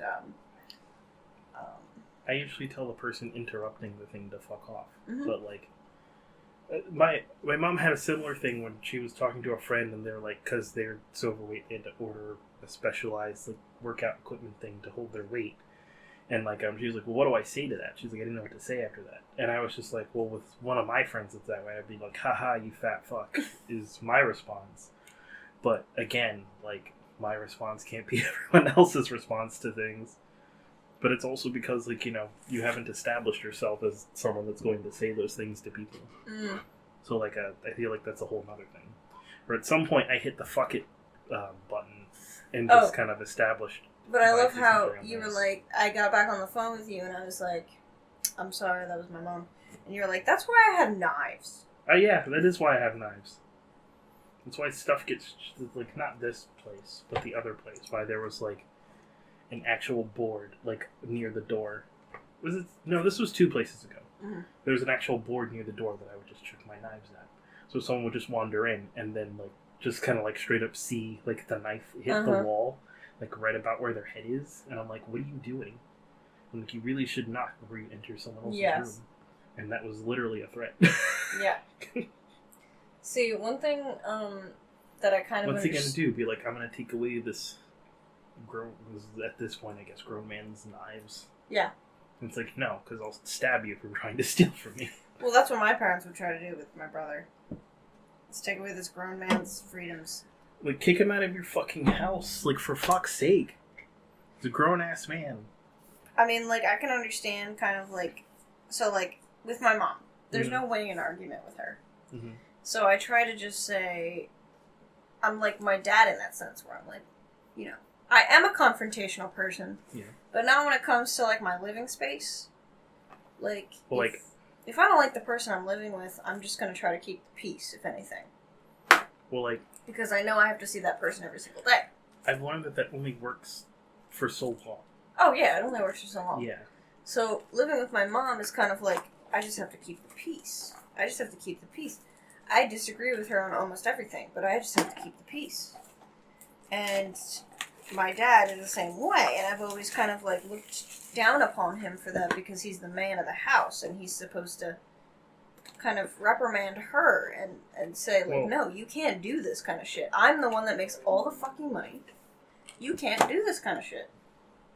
And I try to tell him to do that, but he's like, I have to keep the peace. And it's like, but you're not keeping the peace by not doing it. I'm like, you're enabling her. You're enabling... By not doing anything and then just bending over backwards. Well, what he likes to do with every single situation is put a Band-Aid over it. And then come back to it when it arises again, which is every single day. Like, let me just put a Band-Aid over this for the day, call it a day, and then we'll move on to the next day. But that's not helpful. It's not. Am I supposed to... Okay, this is time. It kind of affects everybody in the house as well. It doesn't just affect him. He thinks... He's kind of like he has got a victim complex, so he thinks because she's his wife, he's the only one affected. Because I am her child, I am the prize. You know, because he's the husband, he's the victim. Yeah, child, prize, husband, victim. You mean like the way that society is kind of like... But it's not true. It's like husband, victim, child, victim. We're all victims. Victims of someone being shitty. Exactly. Like, where I feel like I'm like, you're enabling her. But I also feel and like... now you've created two victims. You and me, and if my brother was here, him, even though he's a shithead, he's still a victim of my mother's wrath. But it's like, everyone's a victim of everyone else's stupidness. Right. Kind of thing. Of course. But it's also like, some people are getting their lives run by the stupidness of others more than others. I mean, the only thing I can say is, dude, you're the one that's gonna live with her for the rest of your life. You're the one that put your dick in her. Yep. You're the one that made this decision. You have to make the most of it. I just don't understand. Because, the way he complains about her, I'm just like, you should get a divorce, ? Where he, like, seems to hate her. I mean, he says the typical, when it's good, it's good. When it's bad, it's really bad.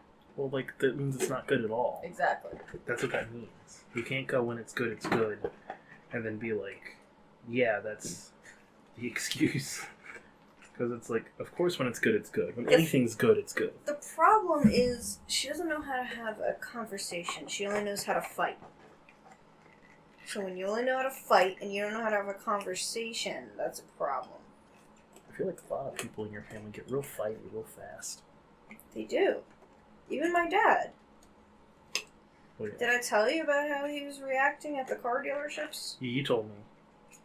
It's like I had to tell him to calm down at one point.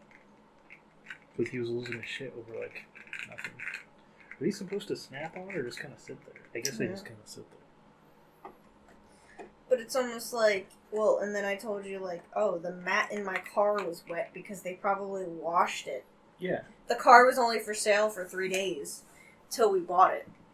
Till I bought it. And, so probably cleaned it and shit. And they definitely fucking did a clean of the inside, obviously, and so it's wet. It's like the mat is, the only thing that's wet is the mat. If you're bothered by the mat being wet, we can take it out of the car, it's ugly anyway. And he's the one that's like, oh my fucking god, why the fuck is this so fucking wet? I'm like, it's 10 in the morning. It's too early for this bullshit. Just take the mat out, dry it, and keep it out. Yeah. Awesome. Sir, this is a Wendy's. Sir, this isn't a car dealership. That's pretty funny. So you want to go to Yard House tomorrow? Yes. Yeah. Fuck yes, stuff my face with fucking American greasy fucking food, motherfucker. I mean, okay. Especially if you say it like that. Not gonna lie, that did some stuff. Did that turn you on? A little bit. I was like, whoa. Yes, ma'am. I turned myself on. I think that's good. I was like, holy shit, a fucking beer and a burger? A Count me beer and a in. burger? I'm hard as hell. I'm fucking hard. I'm gonna Every time now, you've scarred me because every time now I say like something like preconceived or and then it immediately pops in. Prepay or it pops in my head. I'm gonna fucking pre. I'm like, am I saying something inappropriate right now because I'm saying pre? Yes, I'm gonna prepay. That's the magic of Davon. I make everything inappropriate. Yes, I'm gonna prepay. I mean, yeah, prepay. Yeah, that's correct. Is that dirty or? That's fine. Okay. Your mind goes, wait. That's cool. That's cool. You're cool. That's cool, right? Everything's cool. So this is pretty much set up. I just gotta plug it in and like move that shit. It looks so cute. It is pretty tiny. I was surprised. I could put that in my stealth camper. You could. It's fucking amazing. It's pretty great. I'm gonna get one. I just need to put water in it. Then I need to put this water plant food in there. And I need to measure out how much should go in there. So what are you growing? Tell me all the plants. There's only lavender and cherry tomatoes in there right now. Yeah. And then in those little jar things, there's going to be more cherry tomatoes. So but those are the little you're growing things. cherry tomatoes because the cherry tomatoes that you buy go bad so easily. I did talk to you about this, didn't I? Yeah, Mm-hmm. because they go bad so quickly that like I never get a chance to like really eat them as a snack because they're my favorite like healthy snack. I also got like this rock wall stuff that did I chuck it back in the box?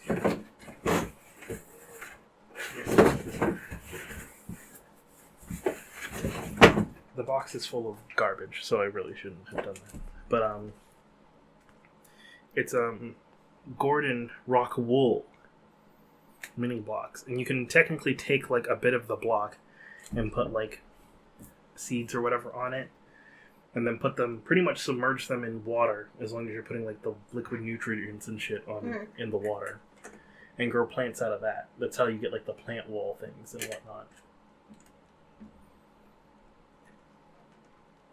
So is it like a heat lamp? It's an LED lamp. It shouldn't generate a lot of heat, so it should just generate light for the plants to photosynthesize. So plants don't care about heat; they just care about light. Yeah. Interesting. So photosynthesis is light and air? It's light and CO2. Interesting. I didn't know that. For some reason I thought they needed heat. I mean, anything needs a certain amount of heat. Right. But they're not solely reliant on, like, the heat. That's cool, though, because LED lights, they don't generate a ton of heat. Yeah. And they also don't, like, burn out. Like, you don't usually need, like, a new LED light. It'd take a while. So, the goal is to move that, reorient that, and just kind of have it sit there. Do they need to be in the sun, or is the LED light No, good enough for them? that's going to generate all the light. That's so fucking cool! The thing behind them, though, is going to go on the windowsill. Which is, that needs sun. Yes, these will need sun. And what is going to be in there? Also cherry tomatoes, because those are the only... You're obsessed with cherry tomatoes, sir. First off, they're the only seeds I bought. Second off, this is more so an experiment to see which grows them better. Because I feel like this is going to, because it's going to be right there, and I'm guessing... I'm like, grow some fucking jalapenos. Yeah, I should do that. That could be next. Oh, I have jalapenos, so like I could cut one open and just stuck some Oh, there you go. Yeah. So that'll also do jalapenos. Do you have any other ideas for anything else? That I technically have. Well, my parents used to grow the best fucking tomatoes. Oh my god. But they were like steak tomatoes, you know? We grow giant tomatoes in the regular garden. Yeah. So when we go and redo that. So those are amazing. I always recommend people grow that. Yeah. Peppers. Any type of pepper. Basil. I'll take some bell peppers. So then we'll do... Oh, one of these things is basil. I'll trade out a lavender for basil then. Yeah, basil is amazing. It smells good. You could just eat the leaf. I mean, you could. I don't think that tastes very great. It does. This is Thai basil. I used to eat the leaves when I was a kid. You're Go weird. outside, eat the basil leaves. You're a little weirdo. I am a little strange. That's why I love you, though. Thank you.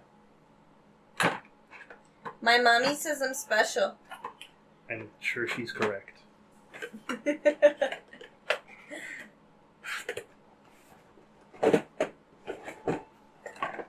But yeah, I feel like those are like the typical plants that people grow usually. It's like basil, tomatoes, pumpkins, peppers, and then that's like it. That's think- kinda it. Well, my dad also grows berries, strawberries, and blackberries. We did grow those in the raised garden that's back there. You Mhm. can only see it in the backyard, but the raised garden that's back there did hold blackberries and strawberries. But that's like, you know, the type, the typical middle class family type of growing. Is it? That's what I've noticed. I've noticed most people don't even bother with some kind of garden. Well, I'm talking about middle class people who decide to have a garden. That's what they choose to grow. Oh, like berries, strawberries. Berries, strawberries, tomatoes. Tomatoes because they're easy.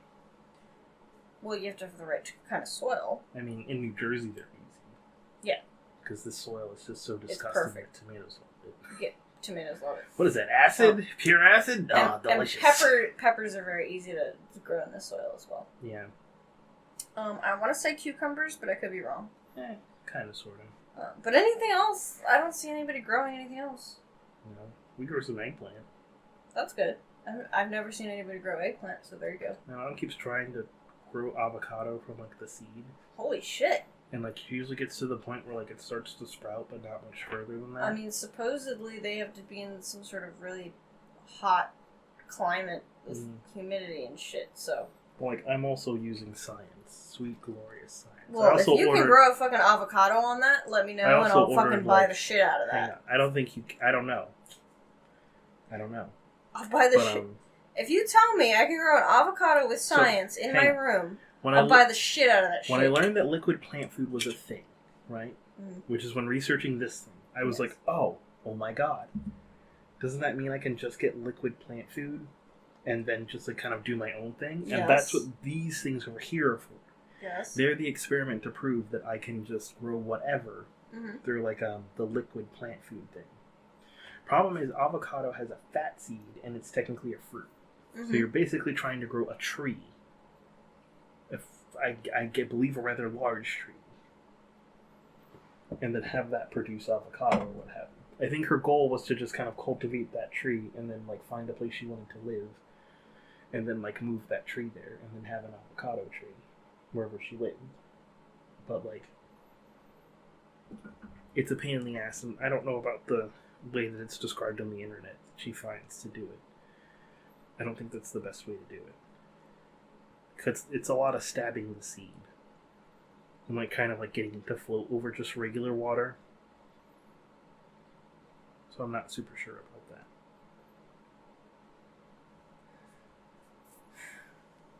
But yeah, I'm getting like liquid plant food. And that shit's supposed to be like... rocket that shit off to the moon. It's supposed to be like the idea with hydroponics is like growing plants just basically in water without soil. And that's what the little like rock wool stuff is for and whatnot, because they put the seeds in there and then like water the hydroponic stuff. And it's supposed to like, help it grow. Give the right amount of nutrients to grow. I want to eat one of your cherry tomatoes. That's dirty. But okay. I mean, it might be dirty. I need to wash it. Why? It wouldn't be in dirt. There's no pesticides? I'm not spraying pesticides in my room, so no. That's the thing. That's why we need a backyard, because we fucking need non-pesticide produce. Even organic produce has a little bit of pesticide residue on it. Yes, it does. So we fucking need... Even though it's organic, they use the organic pesticide. Oh, but we're using organic pesticides. Oh! Poison me, but organically. Please, thank you. Oh, I gotcha. So because it's arsenic, it's fine. Versus rat poison. Which is arsenic, isn't it? Which is, cyanide? Rat poison. So it's arsenic versus cyanide. Because Okay. one you mixed in the lab a little longer. Do vegans not realize that this is happening? Oh, like with their produce stuff? Vegans are just like... With their organic shit? Vegans are just like, oh yeah, vegetables are good. They're just good. They're Well, we just good. talked about how, like, Oh yeah, arsenic and cyanide doesn't kill rats and, Well, we talked and about- insects and small we talked about how living beings. vegans are, like, that's a first world thing. Yes. It's like, you can't really be vegan without, like, all these disgusting amount of options. Can I show you this hilarious fucking comedian? Mm-hmm. What's going on outside? The little ones screaming? Yeah. That's what they do. Is that what they do? Yeah.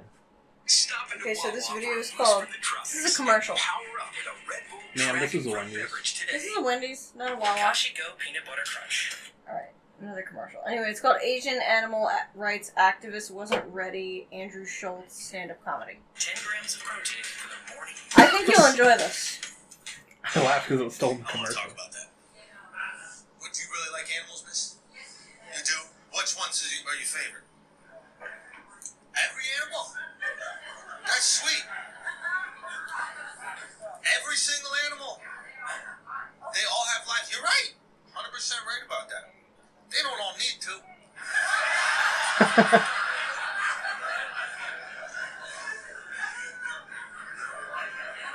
Oh, girl. I feel like you haven't experienced enough life or death situations with animals. You know what I mean? Do you think an animal cares about your life? You think a polar bear's going, you know what? She's probably got backgammon on Tuesday. Maybe I won't eat her. I love I'm when just people gonna are sit here with this Coca-Cola and sip it with my nephews. all them comedians just tear down like the hecklers from the crowd. It's so That's great. why we need comedians. I But I know. understand, you like animals because, you know, you live in the first world and it's boring and we gotta care about shit. I get it. I get it. Thank you. Say again?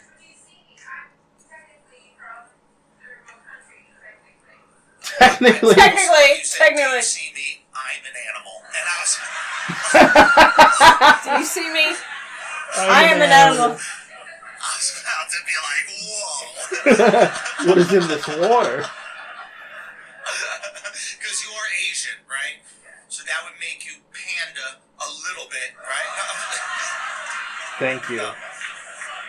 Go You're at third people world, that. but you're third world, but you're from America, right? You're born and raised here. Where were you born? Philippines. Oh, shit. Where are you born? The Philippines. Okay. When did you come here? Oh, so you had some real shit. And in the Philippines, are there any animals that they eat that we don't eat here?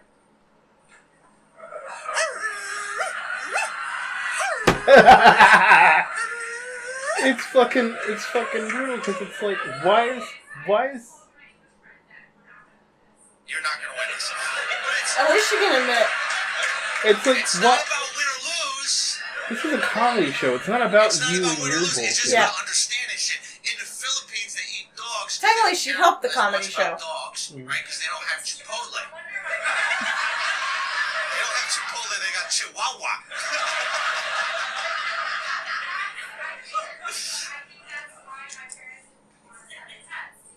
Because they get too hungry.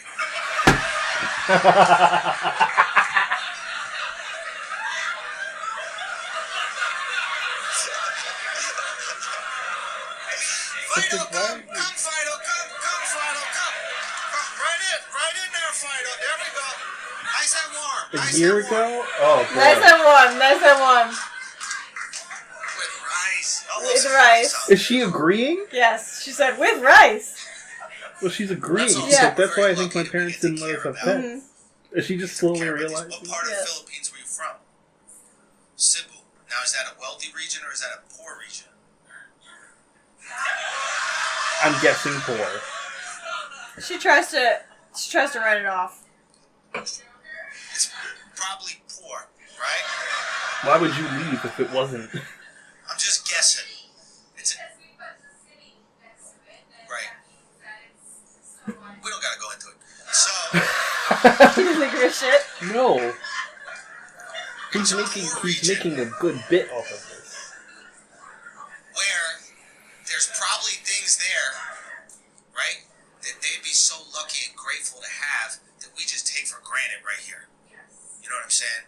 Like drinking water right there, it might not be the best. This is Maybe the there's some funniest people part, out there that yeah. don't even have fresh drinking water, you know? And tonight, you're going to go home and take a shit into clean water.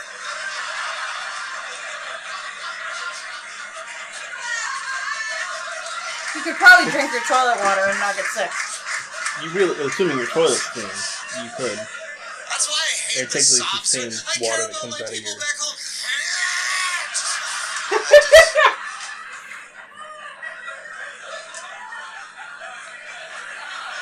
We have to look out at people for third world countries. Even the kids show Dragon Ball, not Dragon Ball Z, Dragon Ball back in the 80s. I have to care about people. Yeah.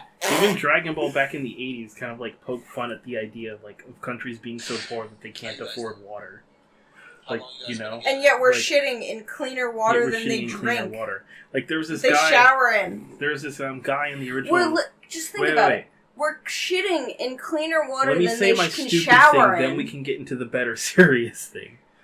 There's a guy in Dragon Ball who was like clearly supposed to be like from India or something. That's how they coded him in the show, at least. And like he was fighting so that he could win like the prize money, so he could afford to buy water for his village. And then like after he lost, like he was like, "Oh, how am I gonna get water to my village?" And then like Master Roshi was like, "You can just take it. Like we don't give a shit. Mm-hmm. Like we have so much of it. Like it's free." Right. And it's like one of those things that's like, and like, you know, Bulma came in with like her capsules or whatever, and he was able to get like these giant things of like several tons of water or whatever in like the capsules or what have you. And it's like, this is what technology should do. It should just, you know, keep poor people from being that poor, but it doesn't. Right. You know. Exactly. We still have poor fucking people.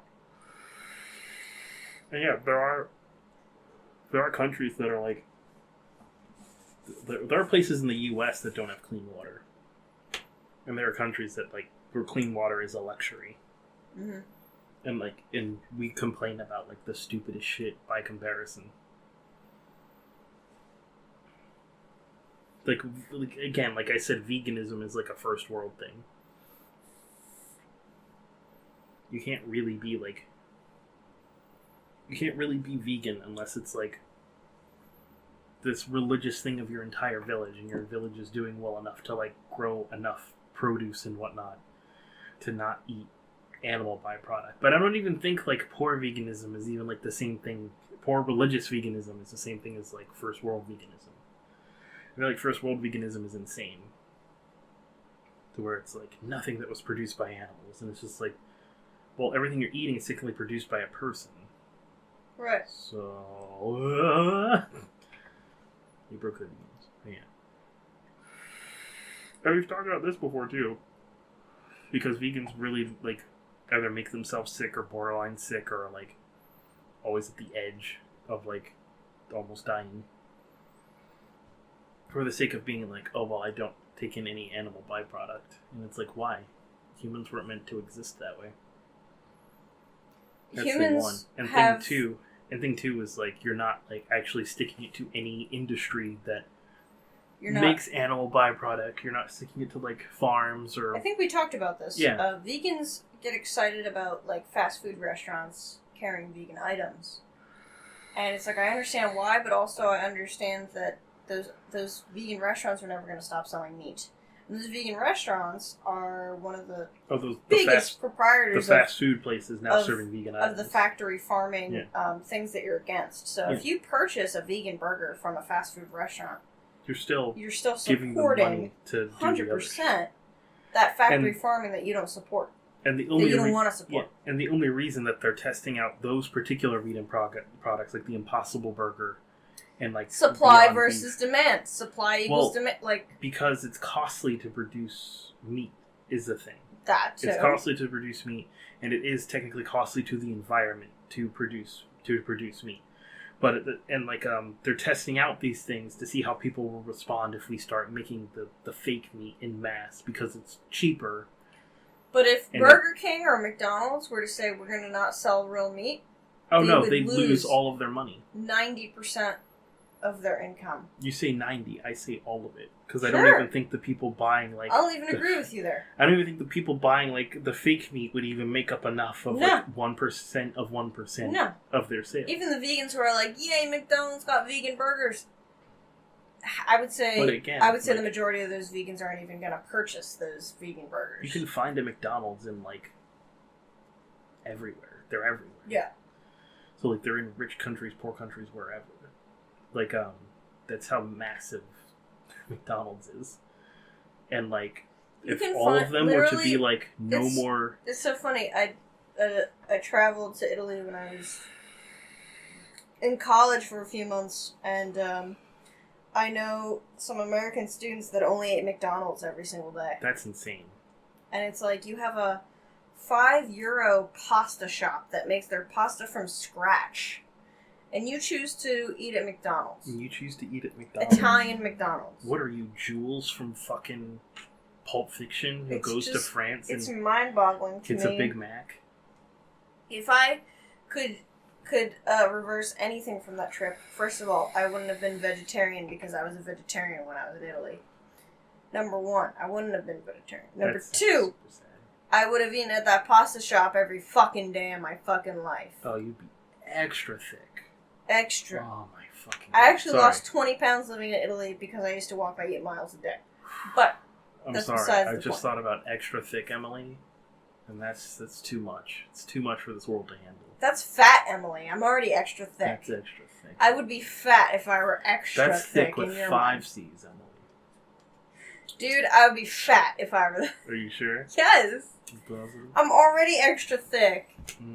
I'm extra thick to the point where it's... Don't slap it. I'm trying to be good. I'm thick to the point where it's like I'm borderline chubby. Like, I don't need to be anymore. You're not, though. Your stomach's really tiny. As someone that's I appreciate with that, fat but people, I think my stomach is like... As someone that's been with I fat drink people... beer! No. As someone that's been with fat people, you're nowhere near fat. Well, thank you. I appreciate that. I'm over here like, I want to have Muscles McGee on my fucking shoulders.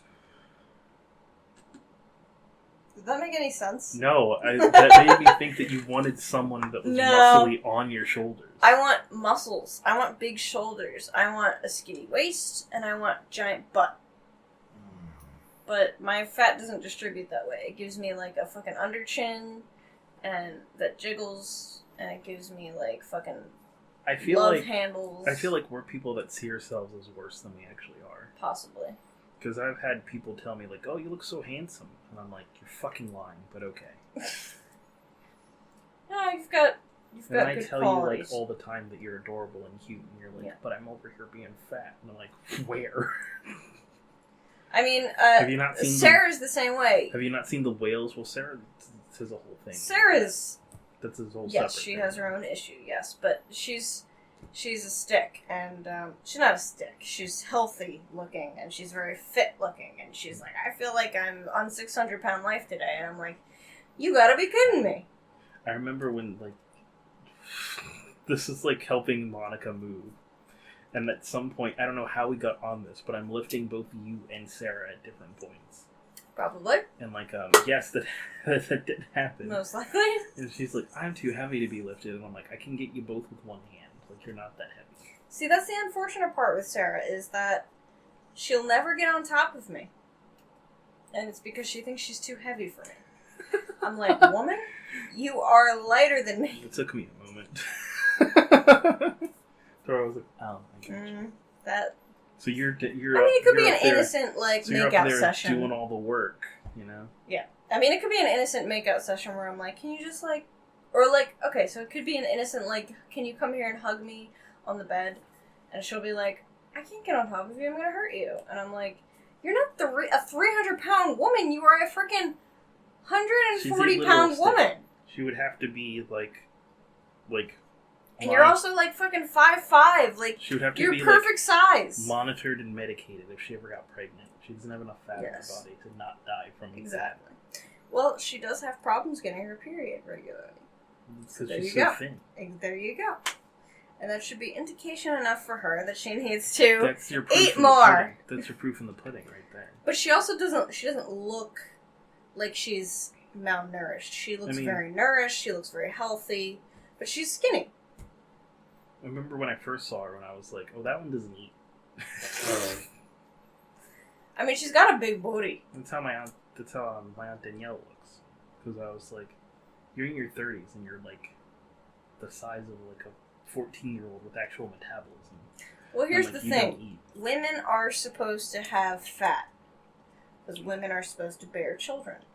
And in order to bear a child successfully, especially, I mean, think about it. Humans haven't been around very long where the medical for birthing a child successfully into the planet has worked. We've been around for maybe... Oh, like, yeah, sorry. What? The medicine portion of that, yes. The medicine portion of that is relatively new. So think about it. Humans birthing other humans has been around way longer than the medicine. Yeah. But, like, a human birthing a human successfully and then that human living, or the mother living, is a very short period of time that's been around. So we're actually lucky. In terms of medicine, sure. But, like, yes. In terms of, like, I feel like I want to say, like, in the 1800s, it was more likely that the mother's going to die. Well, yeah, because, like, 1800s, especially Europe, was surprisingly disgusting and disease-ridden. Right. Way more so than, like, we kind of were before that, weirdly enough. But I feel like women are supposed to be a bit thicker because evolutionary standards are like, oh, well, I have to have a little bit more meat on me, a little bit more nutrients in my body in order to birth this fucking baby. And that's another thing where it's like, especially amongst like the poor in like 1800 kind of period, when poor started becoming a thing. Right. Like, meaning that people were more malnourished and weren't like as healthy and blah, blah, blah, and somehow becoming more and more disease-ridden, that kind of thing. Before that, like, beauty standards and poor and things like that were a thing, like, humans were pretty good at popping out kids and not dying from it. Sure, yes. I feel like also, like, I'd be the perfect size to have a child. Which is why a lot of men might be attracted to me, because they're like... There might be, like, a thing in... She'll survive during birth. I think there's a thing in, like, man brain that goes like, yes. Make good brood. Make good brew. Like, there's a lot of men out there who are very, like, against muscular women. Why, though? Skinny muscular women. Like, not, like, thick muscular women. I guess because they look more like men. Like 1% body fat. Yeah, that's more manly. Well, I think it's because they're less likely to birth a child successfully. That could be it. I mean, like, now we're into the biology of attraction. Well, that's what I'm saying. Biology of attraction, yes. That's what I'm getting at. And biology of attraction is, like, that goes by, like, who's... That's why men like thick hips and big butts and giant breasts. Because it's like, oh, your breasts are going to fill with milk and then you're going to be able to feed my kin. My brood. I like saying brood or something. My brood. And it's like, that's cute, and it's like adorable because humans are adorable. Oh yeah, if you look at humans from like, look at these fucking animals trying to exist. That's adorable. And it's like, it's unfortunate because women have to like live up to like magazine standards. It's like, and magazine standards to me are really impossible because they use Photoshop. Well, yes, that's thing one. Thing two, they're also like really gross to a lot of dudes, really. Yeah. And it's like, I don't think any dude actually wants it being shown in a magazine, and those that do are virgins.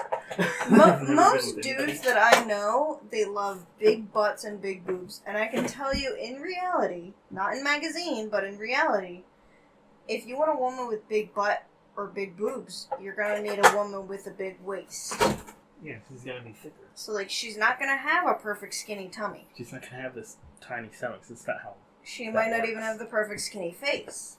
In a magazine, she will because it's Photoshop. But if she's gonna have big butt and big boobs, Or that plastic means that surgery. she's distributing fat.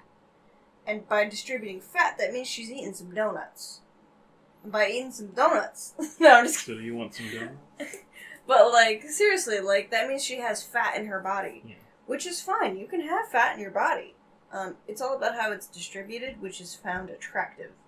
If it's all distributed in your face and your stomach, it's like, ugh. But if it's, like, all distributed in your like, thighs and your butt and thighs, your boobs... butt, boobs, and waist and whatnot. That's perfect. Oh. Which I've never really understood personally, from a evolutionary standpoint, but... Because, like, if you're thinking about it from an evolutionary standpoint, if a woman has fat in her face, you know she has fat in her body. So, like, fuck her either way. Like, that's where the cultural thing comes in. You know? Like, in Jamaica, like, the bigger the woman, the better. Right. I remember there was this statue they showed us in history class. Art history class. They were, like, adamant about this fucking statue of fertility. It was just a statue. It was like a faceless statue, but the boobs were like giant, and then the body was just giant, and the butt was just giant.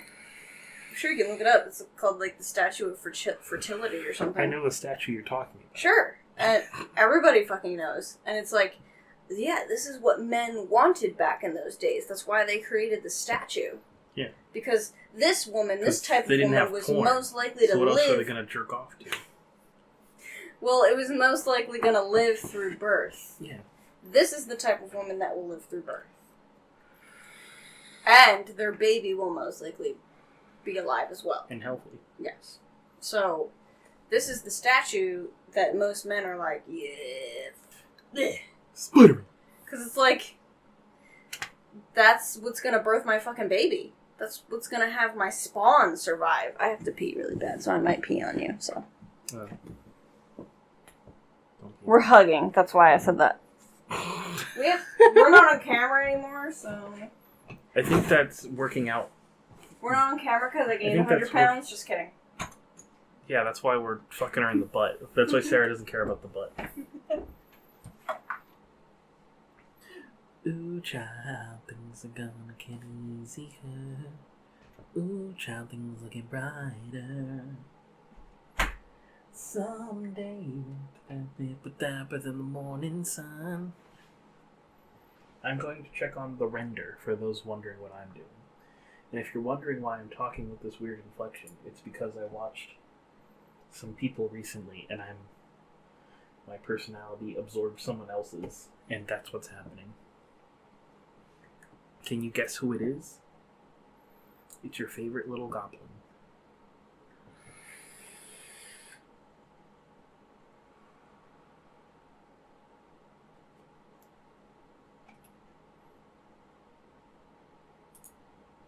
Gobbo, he can really move. Gobbo, he's got an attitude. Gobbo, he's the fastest thing alive. Look out when he comes through. Goblin the Gobbo. Or I guess it should be Gobbo the Goblin.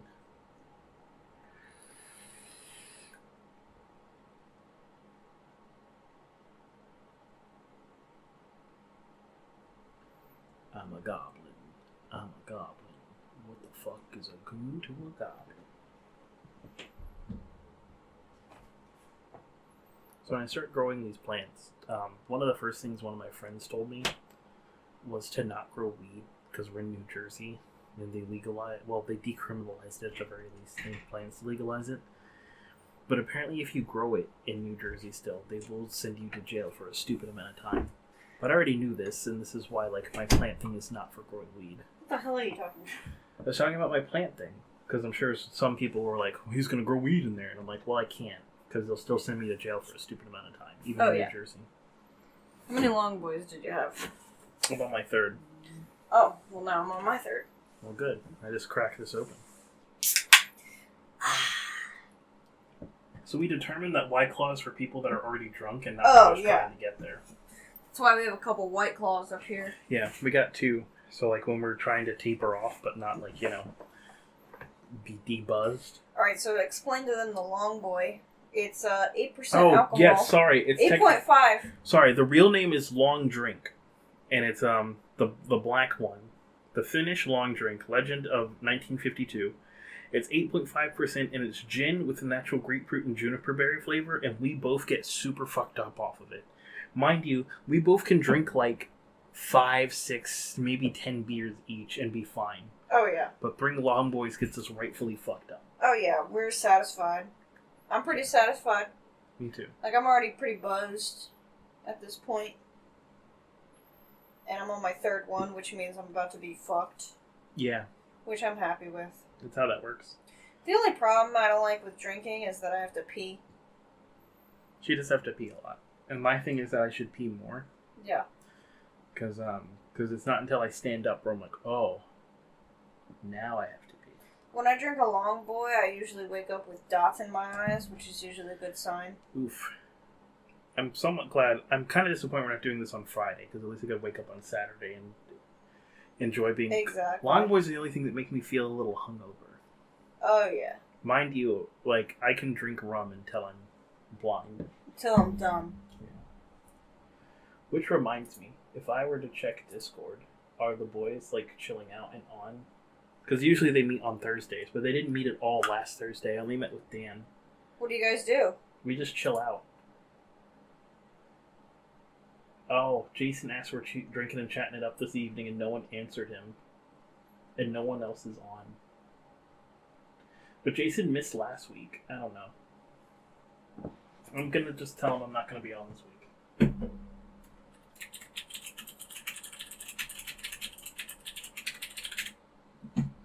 And yes, my keyboard is that loud. You probably... Actually, after all the audio editing that I did with the last one, you won't hear that, actually.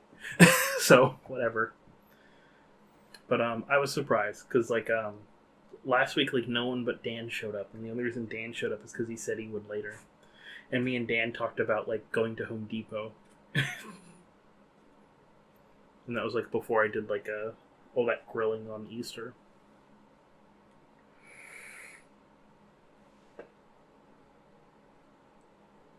Hold on. She's texting again. She's ignoring me. Why aren't I pretty enough to not be ignored? According to some people, that isn't true, but I don't believe them because they're all liars.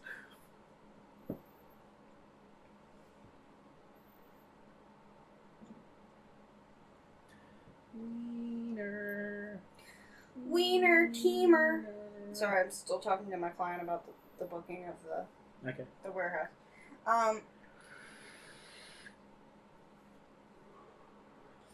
But yeah, a lot of when I'm typing and tapping, it's like clients. When you have clients, there's no time limit. Yeah, you can say, "Hey, I'm finished work at 6," but your clients are gonna keep texting you. That's how most of IT would work. Like, my one friend really didn't understand that, like, I was basically on call forever at my one job. Mm-hmm. So when a coworker of mine had an issue, that meant that I had an issue. Because if they couldn't figure it out, then guess what? They'd escalate it to me because there was no real escalation. So I'm on the phone with him trying to figure out an issue, and then, like, I get off the phone, and my friend was all like, she's like, "You were playing on your computer." I'm like, "Do you not understand what work is? Like, I wasn't playing on my computer, I was working." Mm-hmm. And, like, I don't know, I felt very insulted by that, because it was like, this is, like, what I have to do for work. Like, this is my existence. Who said you were playing on your computer? This was, my friend Taylor. Like, when she was over, and, like, a coworker called me with, like, a straight-up emergency thing that he wasn't going to figure out because it was Wait, a so Linux she thing. came over to hang out with you? Yeah. And then I got a call that... And what time was this at? Like, past 6? Yeah. This was, like, probably 8 or whatever when I got that call. And you were like... And she was like, "You're just playing on your computer, I guess." Yeah, and I was like, "Go fuck yourself and get out of my house." Uh-huh. She would do... This is why I don't hang out with her anymore. Because she would do stuff like that all the time. Where it's like, you want to pout like a child and, like, Like, if you about literally stupid told bullshit. me, like, "Hey, like, my job, I'm pretty much on call. They called me to do something. You can either wait here or, like, you can leave or whatever." I'd be like, "All right, like, do your thing." Yeah. I wouldn't be like, well, I guess you're just gonna play on your computer all night. Yeah, like... Sounds like something my mom would say. She would say that shit, my first thought was, don't punch her. Because that was... Don't punch her. Because that was, like, my more visceral reaction to that. Because it was just like, you're not a fucking child. Don't act like one, I'm not gonna treat you like one. So, like, with these things that you needed to do, like, would they take, like, an hour, or would they take, like, 20 minutes? It'd be like 20 to 30 minutes of me trying That's to figure nothing. out. Yeah. Like, if it was gonna take an hour, I understand, like, she wants to leave, maybe, like, hey, I'm gonna it's go like, then eat something can, and I'll come then back. You can leave. That's the thing, though. Yeah, you're or not like, stuck hey, there. I'm gonna go eat something and come back. Yeah. Or like, hey, I'm gonna go take a drive and come back. Like, I'm going to do if you're something. that bored, or can you put on a movie for me? Like, and I'm going to go do I'll be something because I'm occupied. a human with autonomy and capable of doing things without you. Or I'm just gonna like text on my phone. Like, you could literally do anything. Like, hey, can you put on a movie for me and then I'll just wait for you? Or I'm gonna go eat something at Wawa. Super Do you easy, want anything? barely an inconvenience. It's like, I get it. You come over to hang out with Davon, and he has to work. But it's like, you came over. What would you be doing if you didn't come over? Probably be doing something. Probably be jerking off by yourself instead of getting the shit Maybe. fucked out. It's like, hey, I'm going to go masturbate, and I'll come back. Yeah. How's that sound? Yeah, that's perfect. Alright, great. I'll see you then. Like, seriously. That's what I would have done. I haven't been with, like, people that are actually chill. And I think that, in any capacity, really. Even, like, there are very few of my friends now that are actually chill. Well, I feel like there's some times where I'm like, or I'll ask you, hey, like, when are you gonna be ready to, like, chill? And I feel like in your texts you're a little bit pressured to be like, right now, but I also have to, like, do things, and it's like, no, I'm just, like, kind of, like, looking for a time frame. Because I want to hang out with you now, Right. but I have stuff to do. But at the Like, same time, I don't want you to feel pressured. The one time... Because I could always do more. Well, that one time that you were like, oh, when are you getting at? I was like, 30 to 45 minutes. Mm-hmm. I was not ready at all. Nor did I think I was going to be ready in those 30 to 45 minutes. It just so happened that I figured the thing out in that time frame. And it lined up perfectly. Which is why I asked you today. I was like... Yeah. I'm ready by 6. Today was a very... You can tell me later. Today was a very... I don't care. Nothing day. Yeah. Today I was like, yeah, 6 will be fun. Yeah, because I was like, honestly, with my work schedule, I can always do more, but today I'm finished. Although Are you I've ready? also had, like, work days that are like, can you help my friend move stuff? Mm-hmm. And I'm like, sure, whatever. Well, that was when you had your last job, where I was like, where I could just be... hey, I understand you're working right now, but I know your work is kind of like shit, so, like, if you want to come, like, help me...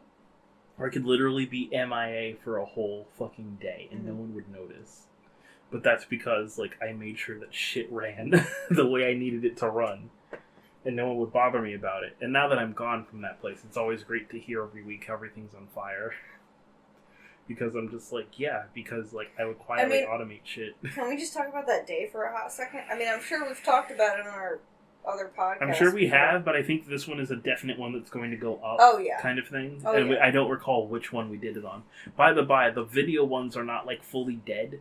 It's just that it's going to take me a bit to edit them and render them out. And those will just kind of go up in whatever order that I finish them.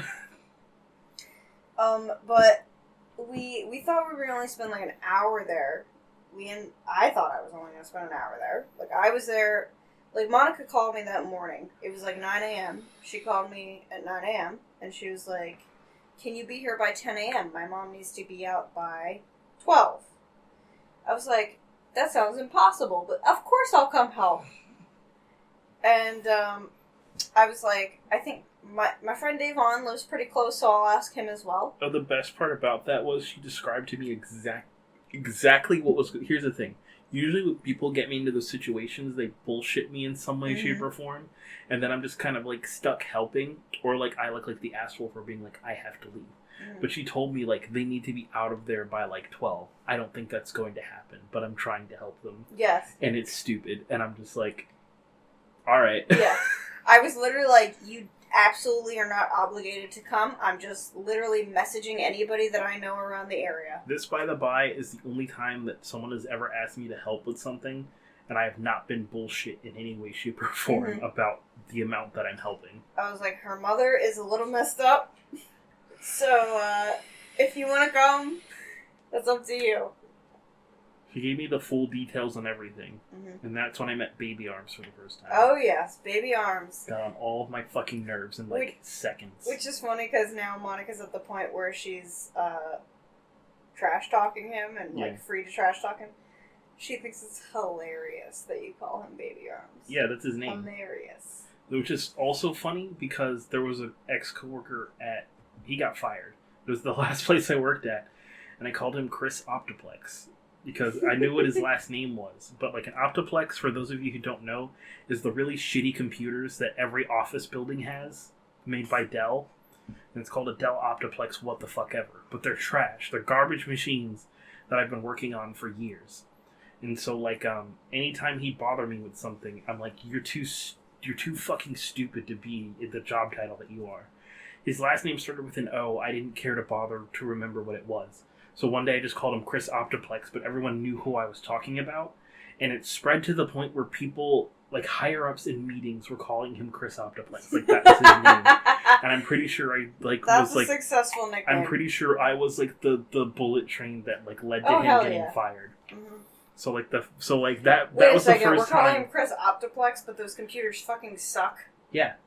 So he that sucks. Says something. So it associated the fact that he sucks with the fact that those computers universally suck.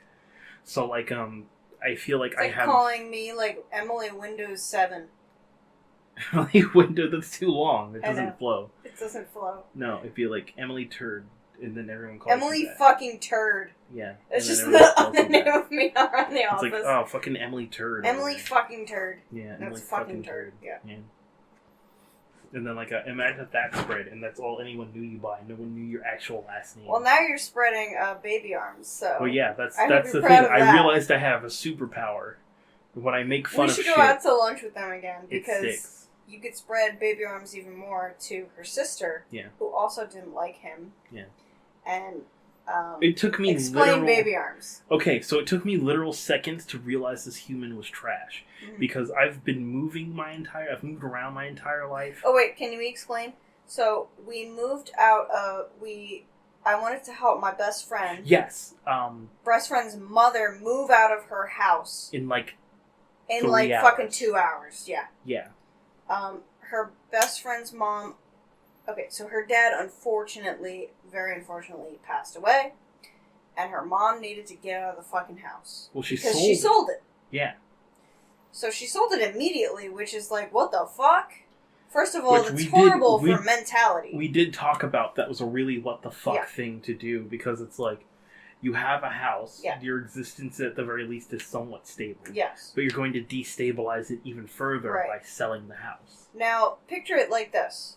She has this house. It's mostly empty, but there's still junk in it. Everywhere, in every nook and cranny. There was a good amount of shit in it. There's no furniture. It's just junk. It's just like the extra junk that you have. Imagine removing your beds, couches, dressers, but leaving things like that. But leaving your shit knickknacks. Shit in your closet, your knickknacks, your all food, the garbage. They had food there. All the garbage in your garage or whatever, your food, like all that. You left that. Things that aren't of use to you. Yeah.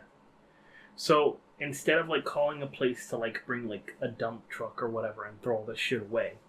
A moving team. Or a moving team. We're moving stuff out of the house. I just want to say this, because Monica was the hero. She tried to get her mom to move out for a month. An entire month. Because she sold the house, and then she had a month to move out. Monica was on her ass, like fucking... This is entirely the mom's fault for not doing anything until literally the daughter tried everything she could. 3 hours. My best friend, the daughter, tried everything she fucking could to get her mom to coordinate some sort of effort to get the shit out of the fucking house. But it's the day of the movers are supposed to move in the new... owners. Like, the new owners are coming. Like, the new owners are there. This isn't like a realtor thing, like them trying to get her to move out by this date. The new owners are there, and they're pissed because her shit is still in the house. Like, this is no longer her house. This is where we're at. And so a mixture... So just picture this. The garage is filled from bottom to top. Yes, the garage is filled from front to back, bottom to top with shit. Shit. Shelving that needs to be removed. Shelving, shit from, like... Rusted shit. That Like, kids' childhood. We're kids' picking up childhood. shit. We don't even know the purpose of it. No. We don't even know So, what this does. Real quick, a little bit of organization. We start off taking shit to Goodwill, which I'm like, okay. And there is a trash compactor nearby Yes. that we're also taking shit to. So we're taking shit to trash, we're taking shit to Goodwill. The Goodwill is down the road from us, the trash place is down the road from us. So these things are whatever. Mm-hmm. Then we hit the garage, which is... The garage, so that stuff came from the house. Yeah. Then we hit the garage, which is another whole entity. It's a whole other monster of shit. Now, the neighbors were kind enough to allow us to just put all of this junk in their yard. The neighbors that live there full time, they still live there. They said, yes, you can use our property for her shit. For her shit, which she shouldn't have had to do to begin with. Now, if you've ever seen the hoarders, their property started to look like hoarders. It did. It made, like, their yard look like shit. Yeah, their yard was completely empty, grass, plants, beauty, and then we put her shit on their yard, and it looked like hoarders. Yeah, and then like, not to mention that, like, there were, like, old family photos and things like that that were still just there that we had to, like, shove in the garbage. Yes, there's old family photos and porno magazines. And porno mags, don't forget. But so we're at this story starts really at the garage point with baby arms, and I'm moving shit because I've moved shit my entire life, and like the only feats of strength I'm really good at displaying is my ability to lift up random shit and move it. Like, I'm not a monkey bars person. I'm not like a look at how many push-ups I can do person. But I am a look at, like, this several 100-pound thing that I can just kind of lift with ease and move like it's nothing. And because I've been moving my whole life and I know how this shit works at this point. And, like, I get to a thing where, like, I'm going to need someone to stabilize this at least. Because I'm not lifting anything that I can't lift by myself, but I am lifting things that are, like, too unstable to lift by myself. So it's not a weight thing, it's the fact that this thing is long and it's an odd shape and it's impossible for me to get a grip on. So I'm like, hey, only other male here that is somewhat similar in height to me, lift this thing and move it. And baby arms... Because he's a decent-sized dude. He's not, like, super short or anything. Yeah. And, like, and baby arms is, like, not really moving. You can tell that he's not holding any of the weight of the thing. So, like, all of the weight is still on me to move. And, like, he's just kind of in the way. Yeah, he's in the fucking way. And I moved one thing with him, and I'm like, that's dangerous. Yeah. We're not moving anything else with him. He is the weakest link. I'm pretty sure I moved a couple things with you. Yeah, Emily moved things with me, and I'm like, this is so much better. This is way safer. Like, I was like, I have to carry the weight that is on me. Not, oh, Davon's way stronger, he can carry... I'm sure Davon's carrying most of the weight anyway, but still. But you're at least providing enough that, like, I don't notice that I'm doing that. And that's, like, the sign of someone that knows how to move shit. Like, you knew how to, like, move it at the very least and use enough of your arm strength to where it's not as though, like, you're just making sure, like, this thing doesn't fall kind of thing. Which was pretty much what I felt my purpose was. It's like, as a woman, I only have so much strength. But I can offer that in, like, making sure that it doesn't fall on somebody else. But baby arms couldn't even do that. He was like, am I helping? Like, no, you put a pinky on it and, like, you're done. It was so pathetic that I didn't ask him to move anything with me again. Literally, can we just say, so this is the ex of the daughter of the mother that owns the house. Yeah. So, you've never met him before. Oh, no, I had never met him before at this point. But I already knew that I hated him. Yes. So, he only stayed for maybe an hour. Yeah. It took less than an hour for me to despise him. Which was nice that he came because he was an ex at that time. Oh, yeah, that's also weird. He was an ex at the time. But he wasn't an ex at the time of Monica moving all the shit. They technically would get back together after that. So, not only did we have to move shit out of the garage, but after that, there was still shit to move to like Monica's apartment. Oh my god! So apartment. Let's just say the mom, the owner of the house, decided to leave. I don't know where the fuck she went. She had to go talk to the Oh, that's realtors. right. We got left by everybody that actually And had then any kind of the tie to daughter- the fucking house. The daughter had to go talk. So she has a sister. So my best friend, I have another best friend. They're both sisters, and that's their mom. So it's 2 sisters, 2 daughters, and then the mom. I can tell that third long boy is getting to The you. third long boy is getting to me the way I have to explain this shit. Anyway, it's 2 sisters and the mom. So that's pretty much the nuclear family. It was the dad, the mom, and then the 2 daughters. The 2 daughters are my best friends. I would fucking die for those people. But the one daughter, understandably, had to be somewhere in order to get her living situation straight, which is understandable. I'm pretty sure she went to talk to a realtor. I think so. She Yeah. went to talk to somebody about a living situation. Yeah. And then... And that's understandable. Yeah. Like, I'm not gonna tell her no. Like, she's gotta go... I think she lived in the mother's house at We've that time, mentioned so she names- needed to go somewhere we've to mentioned figure names out of where she everyone was at- gonna live now. Just to clarify, we've mentioned names of everyone except for the mom. So we can, I guess, do names. At I this didn't point. mention Melissa. Well, now I have. Like, no, I didn't mention I was her. only mentioning Monica. Anyway. I should give them fake names. It's now Annie and Mandy. I'm not editing that Annie all the way and back. Mandy. My editing style is very lazy, where I figure out the cool visual thing that I want to show up on screen, and then that's Anyway. about it. And I make the audio sound good. There's absolutely nothing wrong with these people, in my opinion, because they lost a very important person to Oh them. no, like I'm, And yeah, we're not judging them in any way. We're just saying how ridiculous the situation was. yeah, like it was we're, pretty. We're somehow, let's just cut to the chase. Yeah, Me and you ended up in this house. we ended up in this house Alone. ourselves. Alone.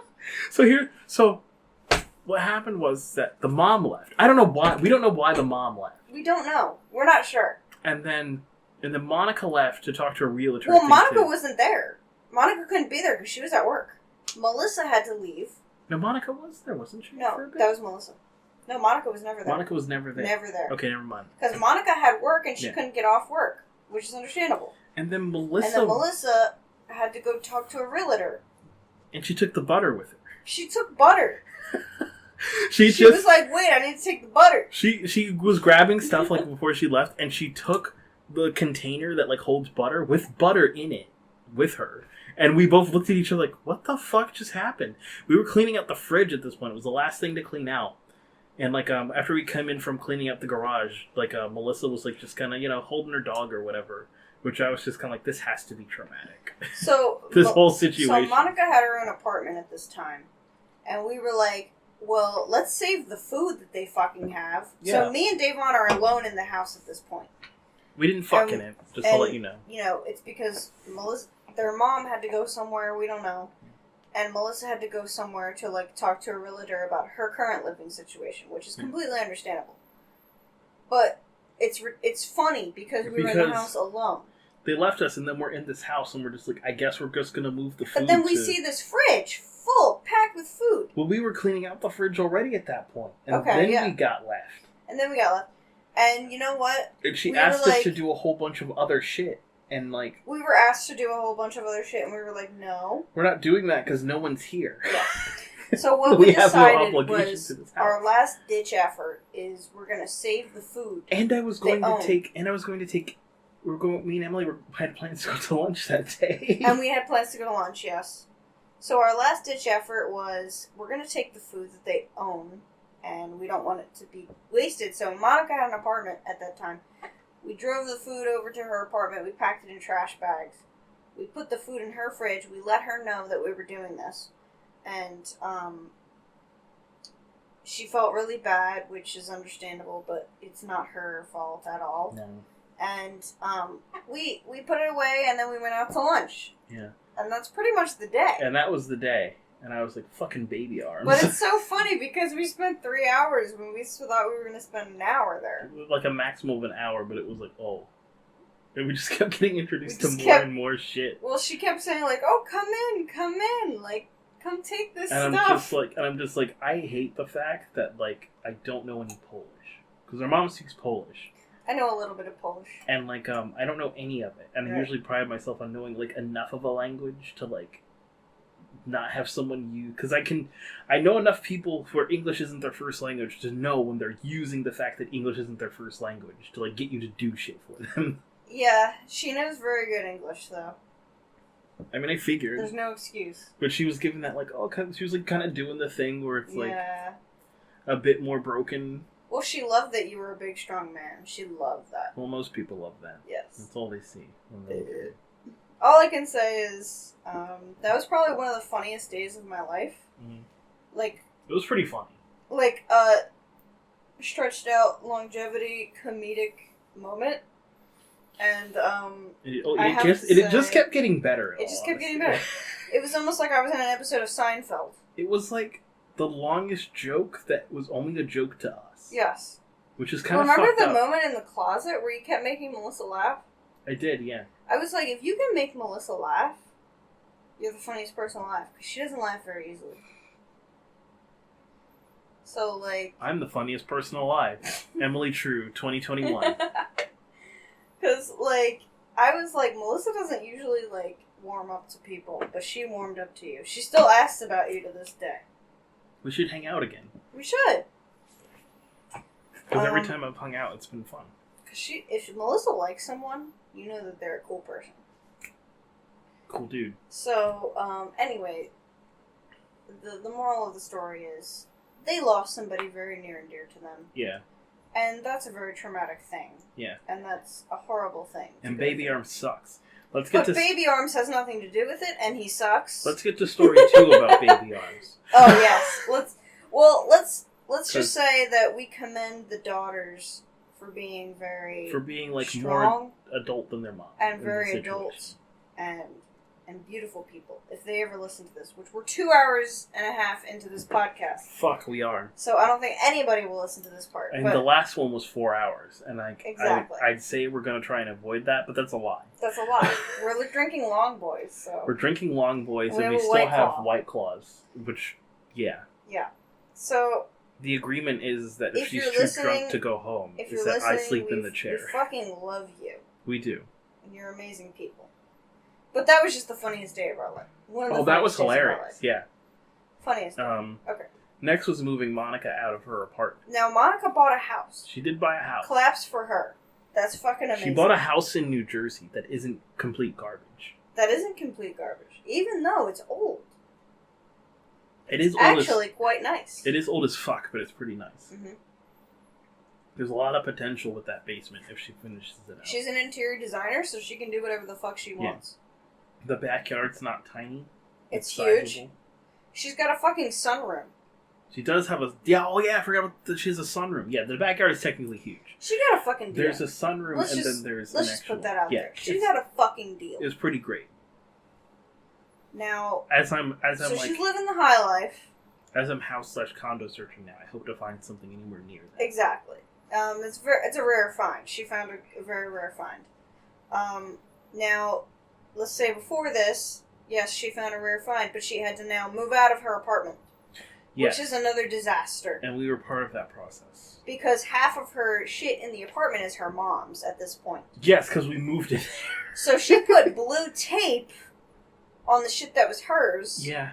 versus her mom's, which was actually extremely confusing. And this is when I got to meet the other, like, friend group, other section of the friend group. Yes, which they're cool peeps as well. If we're talking about, like, me and Emily's full relationship, was it around this time last year when I helped with that? Was it April? Yes. It was April, yeah. Well, Sarah and I were together, And, so it had to have been like May, actually, It probably. was May? I would say May, probably.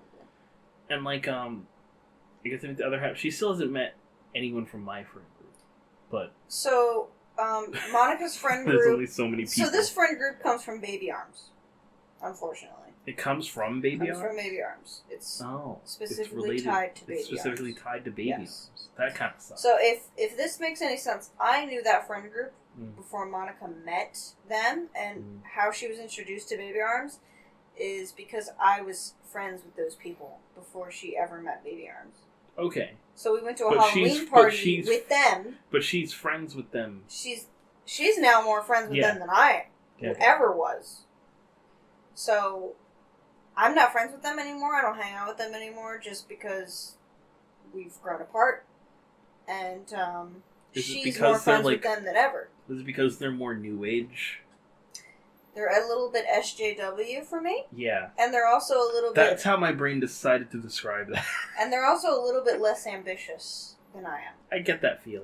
So, like, they're working at ShopRite, and I'm owning my own business. That'd be so exhausting to interact That with. doesn't mean I'm better than them, it just means that we don't have anything in common. I mean, like, I made the decision to move past ShopRite and whatnot, that kind of stuff. And that's a decision you have to make. Mm-hmm.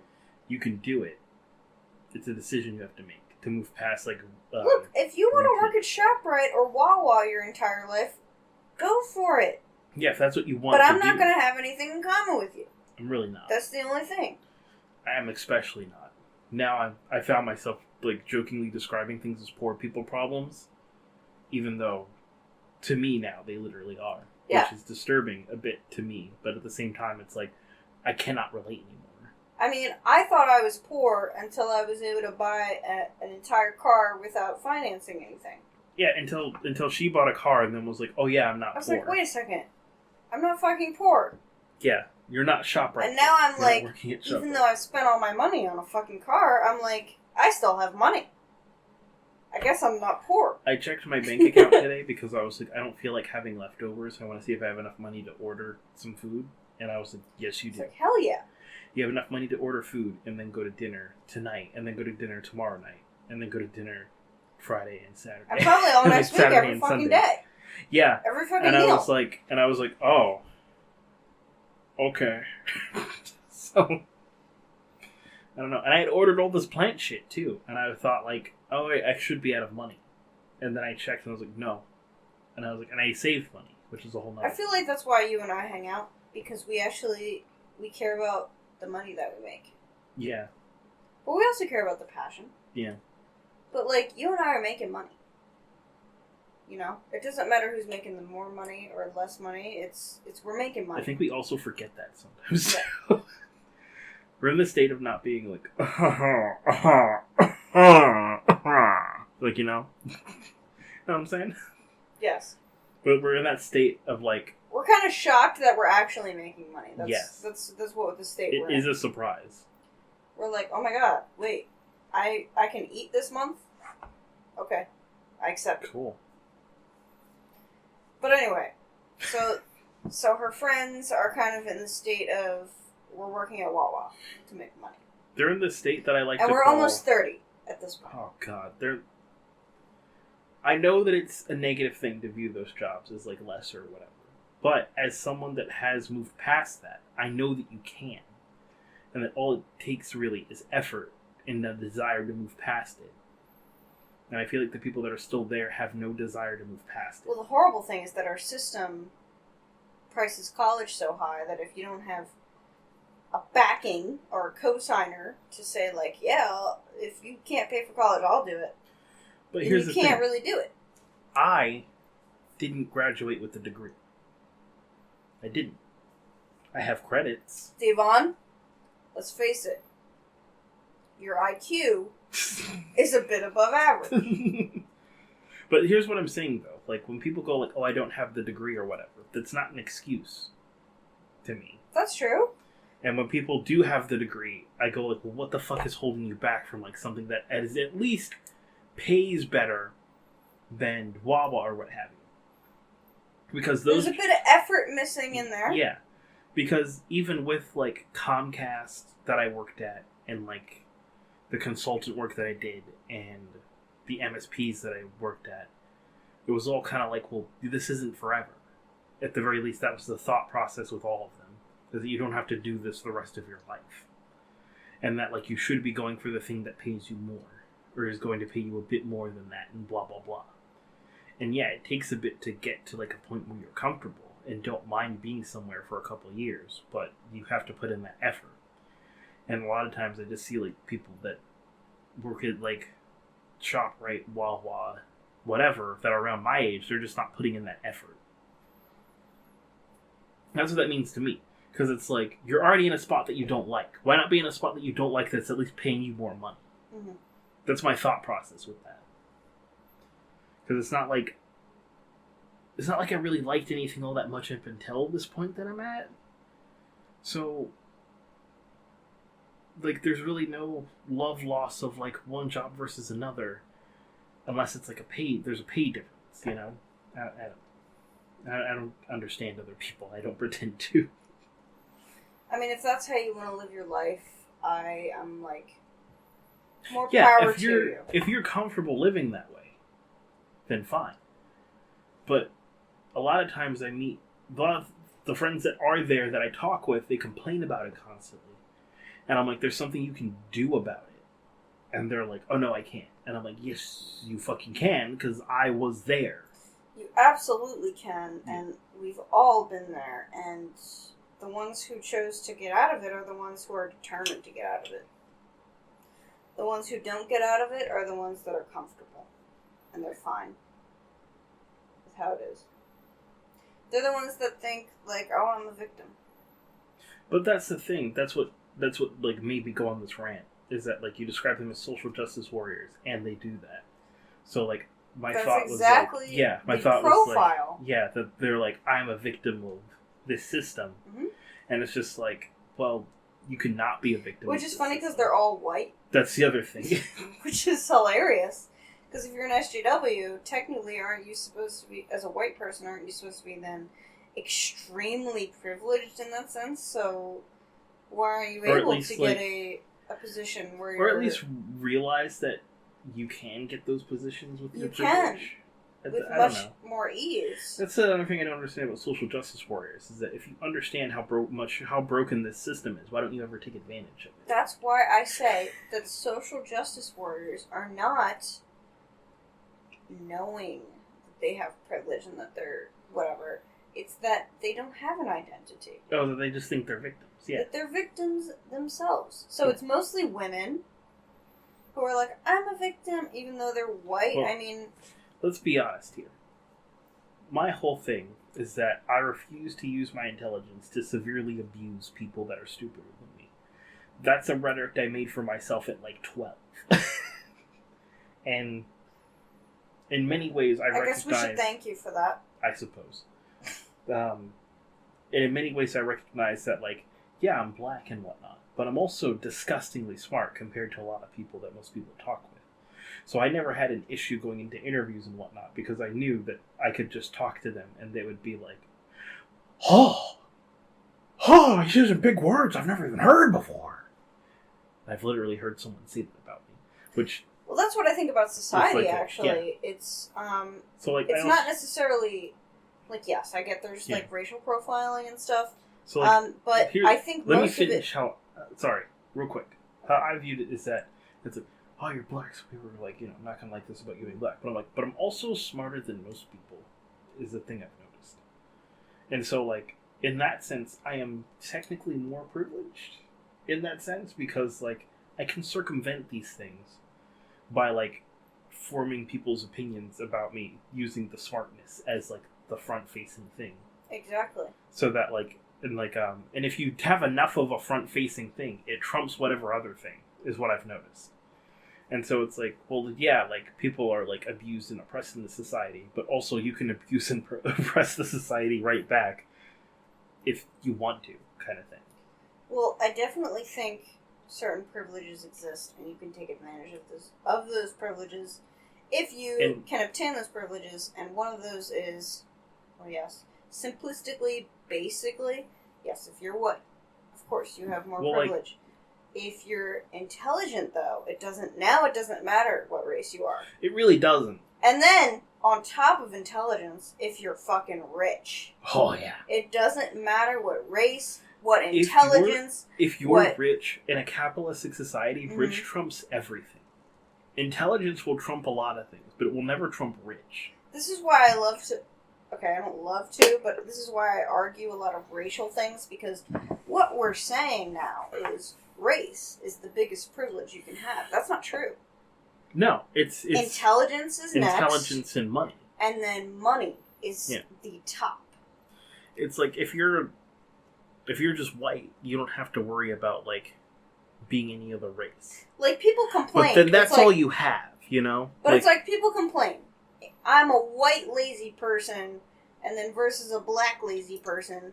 Of course, the white lazy person is going to win, right? Because they're white.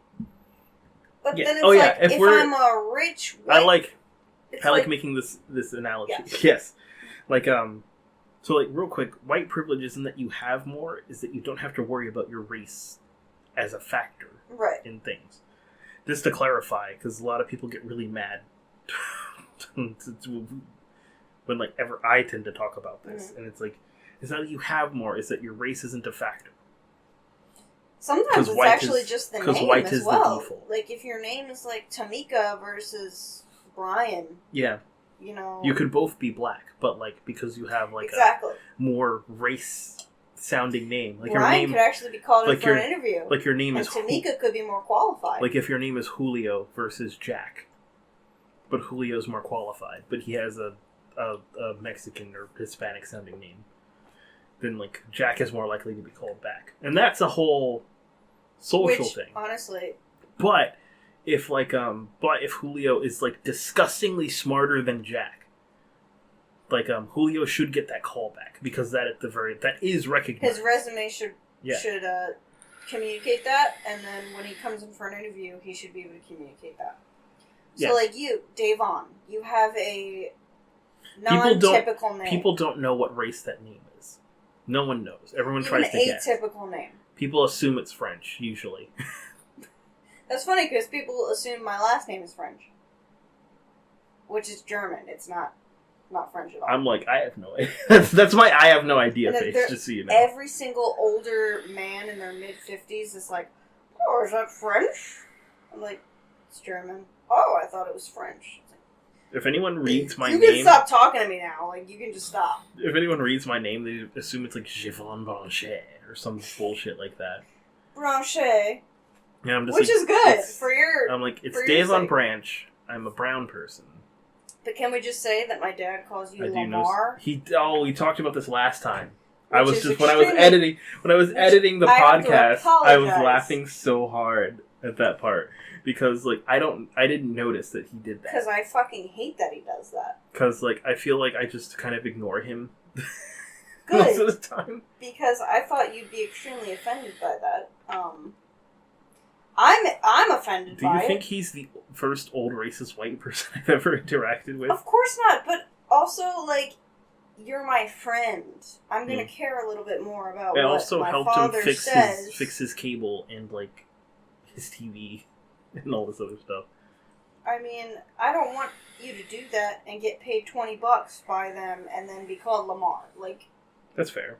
At that point, it's like the $20 is out the window. You might as well keep it. If you call me fucking Lamar. No, like, give me the 20.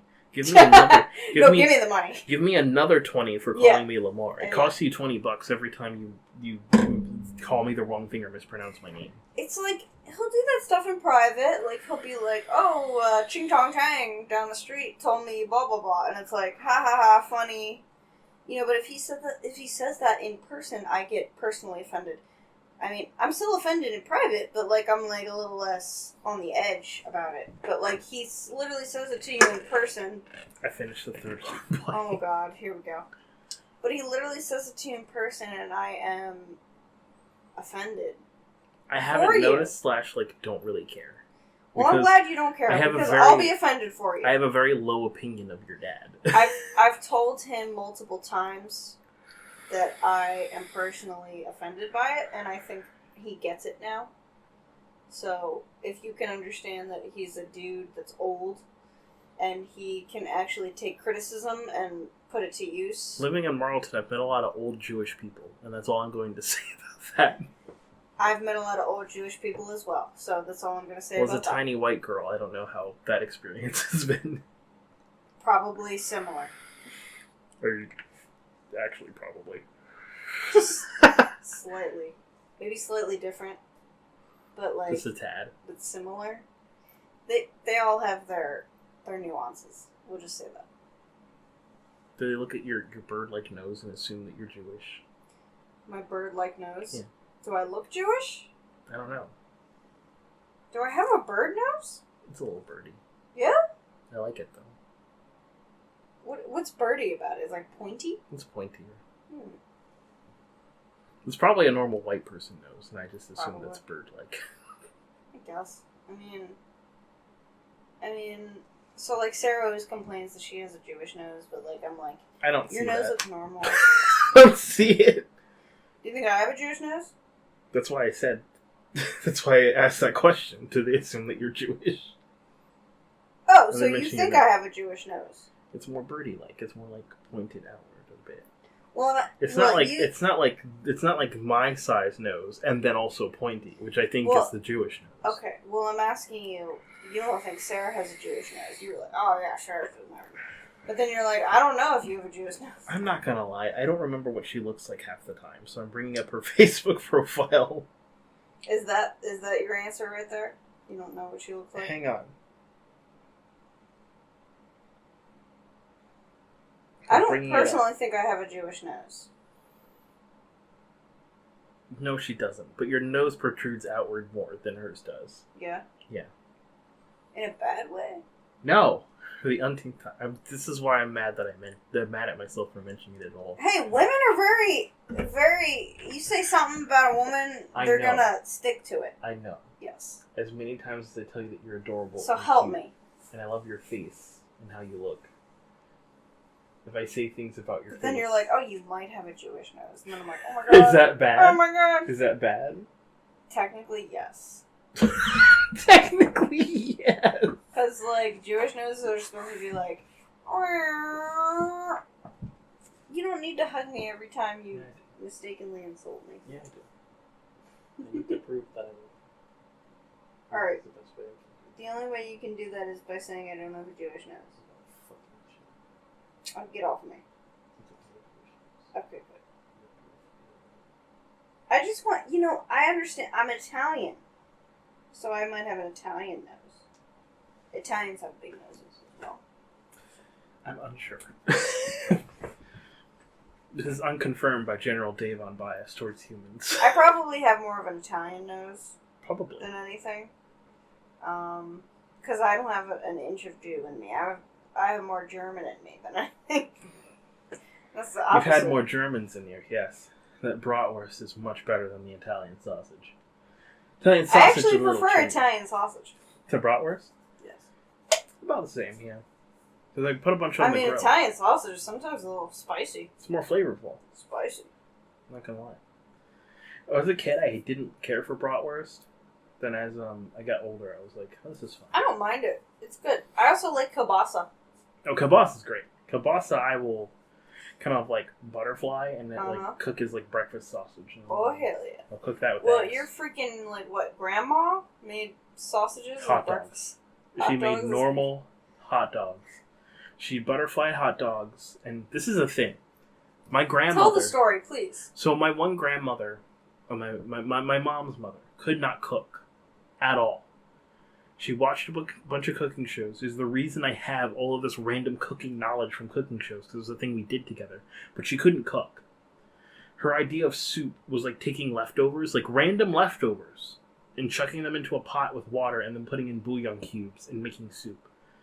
She could not cook. What are bouillon cubes? Bouillon cubes are like these cubes that are full of like, that are basically condensed like spices and whatnot Oh, God. that you put into soup to make to usually like flavor and make soup. Oh, God. So it'd be like beef bouillon cubes to make instead of a beef stock of which is like the actual liquid, you'd have the cubes.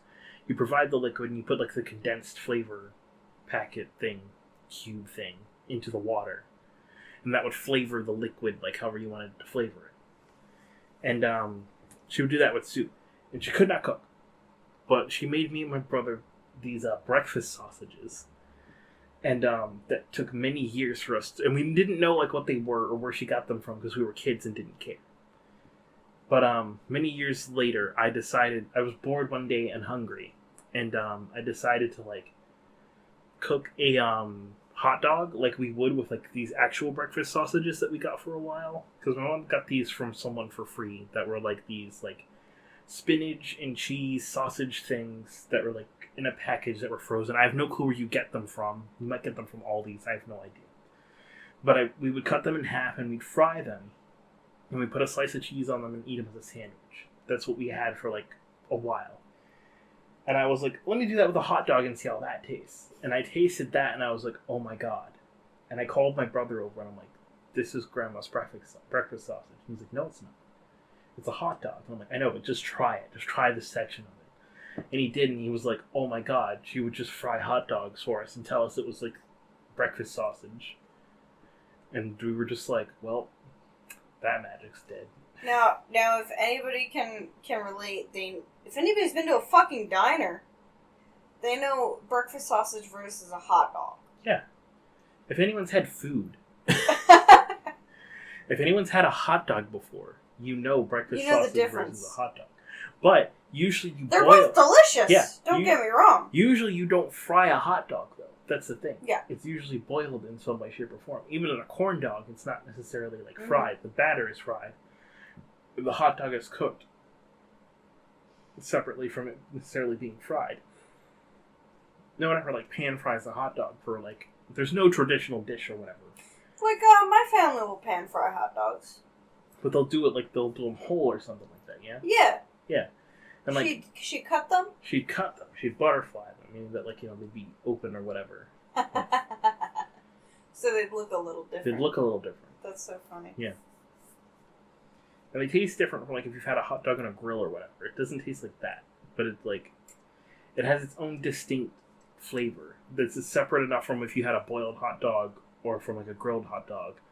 That if you didn't ever like pan fry a hot dog, you wouldn't recognize it, which I thought was insane.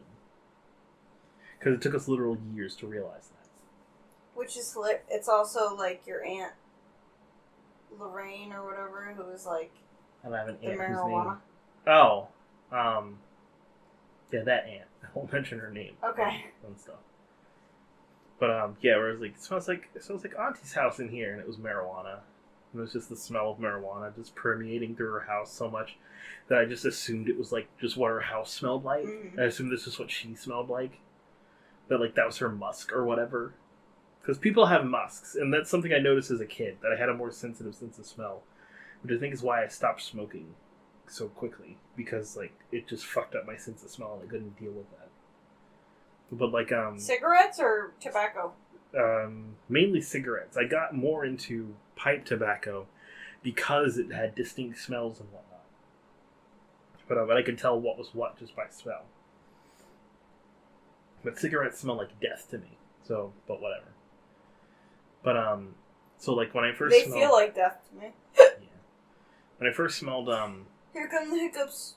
Here come the hiccups. That's the sound of me punching my hand against my fist as though I'm gonna punch him out of her. This is literally Get the hiccups out. You spill more liquid on my bed. No. Did you finish your long boy? halfway through. Yeah. Halfway through the third one, I was getting major hiccups. It's literally like time. It's like a fucking clockwork. I get the hiccups halfway through the third one. This is pretty true. Alright, I'm gonna move away. There. Because I get too touchy. This is why I'm on the other side of the room. Halfway through the third long boy, I get the hiccups. I love how you stared at me and waited for the hiccup. Just like, It's fucking annoying. But yeah, I went to somebody else's house one time. I went like, it smells like Auntie's house in here. My mom was like, shut the fuck up. Because she knew I was talking. She knew which aunt I was talking about, and she knew it was the smell of marijuana. But and like, didn't somebody get caught? Yes, my brother got caught because I thought the aunt had visited because I was like 15, didn't realize that was the smell of marijuana. And like, my brother got caught like I think the first time because I like texted my mom like, was our aunt here? Because it's the only association I had with that smell. So that was funny. That's hilarious. That's probably the funniest story you've ever told me. Ever? I haven't told funnier stories than that? I'm just kidding. That's super sad, yo. Super sad. I mean, that could be the funniest story. Because that one is pretty fucking funny. That's like, what even is... That's like if someone told you that alcohol was like special root beer. Like beer was special root beer. And you're just like, this tastes like my uncle's special root beer. It was some shit. I was like, no, your uncle was just getting you drunk and diddly. Okay, so one time I was at a neighbor's party. Yeah. They were like 2 gay guys. Uh-huh. They don't live there anymore. But they were 2 gay guys that lived in the house. And, I was like 12 Okay. at the time. Yeah. I went over. And I was like, I'm so thirsty, like I need something to drink. And my dad got me like some lemonade. I chugged the lemonade. I was like, that lemonade tastes really weird. It's alcoholic lemonade. It was fucking alcoholic lemonade. I feel like you're not really a kid if you didn't have a moment of someone accidentally giving you booze. And I was just like, oh my god, am I gonna die? Like, I think my because uncle... as a kid, alcohol is like the devil's liquid. Yeah. I've had 2 instances. One where my uncle was like, where did you get that cup of soda from? And I was like, I don't know, over that way. And he's like, well, over here is the adult soda, and over here is the kid soda. And I was like too old for him to be using that phrasing with me. But this was an uncle that didn't really interact with me that much. So I was like, do you mean one of them is alcoholic and the other one is not? And he's like, yes. Like he just had a moment staring at me. Yes. And he was like, yes. And I was like, cool, I'll let you know. I'll let you know later. And I didn't let him know because I had the alcoholic one. Because that's why I was like, this Sprite tastes weird. But that was family that was like, you're all only tolerable when you're all drunk, which is sad. Yeah, that's unfortunate. And then another moment was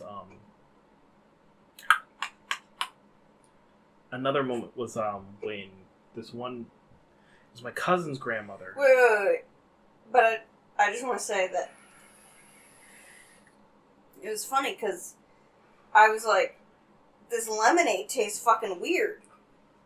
And my dad kept denying it. Like, he was like, it's just fucking lemonade. Like, shut up. Like, and then, like... If my kid... He asked somebody, what's up with this lemonade? He was like, did you get it from there? I was like, yeah. That has alcohol in it. If He's my like, okay, kid, you drank alcoholic lemonade. If my kid said my drink or whatever tastes weird, I'm tasting the drink. Exactly. That's the first thing I do. Exactly. I don't think I've ever encountered an adult, or even myself when I was watching other kids, when it was like, my drink tastes weird, and I just go, it's fine, shut up. It's usually the response. Usually the response I've seen, usually the response I've gotten. But the first thing you do is that you taste that shit. Because your kid says something tastes weird. It's like the kid is usually right. Their instincts are very Yeah. high. Yeah. Or like, you could be like, that does taste weird, but that's in the realm of okay for the kid to drink. It's And like that's when if you the usually kid tell comes them up it's to you and fine, say, hey shut dad, up. this milk tastes weird. You taste My- it and you're like, yeah, it's sour, but you won't get That's sick. how, as a kid, you know. Like, if an adult went for a second sip of the drink you said tasted weird, that's how you know it tastes weird. Yeah. Because you're like, because then usually the second sip is when they go, you're right, let's get you another Yeah. one. Fuck whatever's wrong with this thing. Yeah. But it's like, how could you be saying your drink tastes weird for so long? Your dad. And then my dad's like, no, it doesn't taste weird. And my mom's like, it could be alcoholic, it could be alcohol. And Dad's like, no, I got her the right one. I got her the right one. Even your mom is like, He has to ask the fucking curator of the fucking event, is that alcoholic he lemonade? doesn't try it. No. He doesn't go, Nope. let me test to make sure my child's drink isn't poisoned. And at least, the very least, if it is, I'm going to die with them. I mean, at a party, it's probably not poison. It's probably alcoholic. You don't taste see if your child's drink is Do alcoholic? you not smell that when you go to get the drink? Because as a kid, you don't know what that smell is. Like, to me, it tasted strange. To me, today, it would be like, oh yeah, I like this. Today it would be like, oh, that's how we're partying. The other thing I didn't even get tipsy. I don't know how that didn't happen. The other thing was a cousin. That's just a tell of what was to come, which was a very high tolerance to alcohol. So, a cousin's grandmother made rum cake, and like one of the steps to rum cake is not to just make it with rum, but to like, it's basically a sponge cake that you make with rum, and then you basically soak in rum. And she soaked it in enough rum to where like you'd cut it and it would leak liquid. holy shit. And so basically we're just eating rum. And we had enough of this cake to where like we're drunkenly trying to get back to his place. It was my first experience ever being drunk. It was from Holy rum shit, cake. you'd think like baking alcohol is like, it But after, dampens the alcohol. But the way you make certain rum cakes is that afterwards you like soak it in rum. Oh. And she soaked it in a lot of rum. Holy shit. To the point where the cake was like thick with rum. I don't know if that's good or bad. I mean, great for us, but bad for her considering she wasn't expecting guests. But yeah, anyway, the curator was like, you just fucking let your daughter chug, your 12-year-old daughter chug some alcohol. Good job. Good job, asswipe. Like, just, that's the way. I have to pee now. But when I come back, I want to show you, because I finally found, like, where the my dad's weird second wedding stuff was backed up to. And I want to show you that and just get your opinion on it. What's weird about it? Oh, you'll see. Go fucking. Well, I'm ready. Just go pee. Thank you. Jesus Christ! All right, I'm fucking cute. Jesus. At that point, I'm fucking the most adorable thing on the planet. Can't do that. Don't do it. He said he'd run a train on me if I did. didn't say I was cute. I whispered that in her ear, that if she ever thought she was ugly. Hey, if you're up, I am up. and it's not too much trouble, What? can I have some water? No. You will drink White Claw.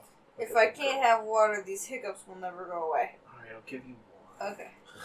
Water. Just like, give me fucking this much. I don't give a shit. Just give me some water. You need some water, damn it. You can get water. I have to pee. Okay. Go pee first. Give me some water. Entertain the people. Alright, I'll try. Tell them about your sex life. I guess. I don't think Sarah would enjoy that. I bet she would. Maybe. That's a bet I'd lose. Yes. So I went to this Asian market with Dave. So currently I still have the hiccups. Ugh, it's torturous. Okay, so I went to this Asian market with Dave on. It's called the H Mart. And we shopped around, and I got some mayonnaise, and he got a bunch of Asian deliciousness. But the whole entire time, it just smelled like fish. It just smelled like fish. And I'm just like, why the fuck does it smell like... I'm in the produce section, and it smells like fish. I'm in the dry food section, and it smells like fish. I'm like, why the fuck does it smell like fish? It's just like all around the store. And then Davon, actually, after we leave the store, he tells me that it's because, well, first of all, he would never buy fish there, which is kind of funny because, I mean, it's an Asian market. You'd expect the fish to be pretty fresh. But we leave the market maybe like a couple days later, or maybe the week after that. He tells me he'd never buy fish there because the fish isn't fresh. And I was like, why do you say that? Because, like, it smelled horrible.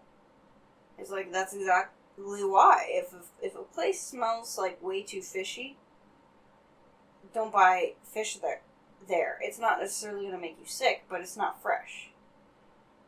So it's not like the fish has gone bad, but it's also not fresh. So we went to, I guess, the shop right near me. It smells like horrible fish every time we go into the fish section. Not throughout the store like the H Mart, but like the fish section only. And he's like, yeah, I never buy fish here.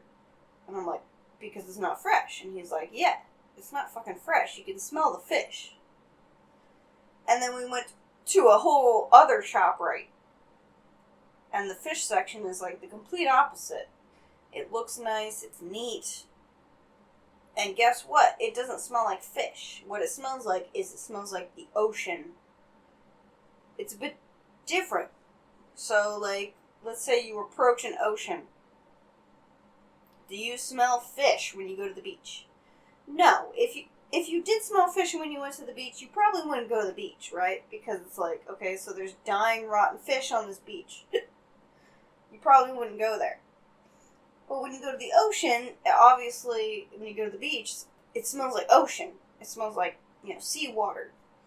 When you go to a fish market, it should smell like ocean, not fish. So, just a tidbit of information. Tips to help. When you go to a supermarket and their fish section smells like uber fish, don't buy fish from there. If you go to a supermarket and their fish section smells like ocean, I don't really know how to describe that smell. It's kind of like salt water mixture of like product. I guess you'd say it should either have no smell or it should have an ocean smell. It should either have no smell or an ocean smell. I Yes. hope this is fish. Yes. I just returned. I'm talking about fish sections in supermarket. Yes. Yes. No smell or ocean smell. If you spill that water, I'm fucking... Oh. Now, I go to Sprouts mostly, and their fish section has zero smell. What I should have done with the water is filled it to the top and made it impossible for you to not spill it. Thank you. So when I go to Sprouts or Sprouts, that's... I don't know if that's a supermarket only local to me, but... I have no clue either. It's a fresh food supermarket, kind of like Whole Foods, but cheaper. Which one do you want, black cherry or watermelon? Watermelon. Okay. It's kind of like Whole Foods, but cheaper. Their fish section smells like nothing. If you go to Whole Foods, their fish section smells like ocean. If you go to certain ShopRites, their fish section will smell like ocean. If you go to certain ShopRites, the fish section will smell like shithole.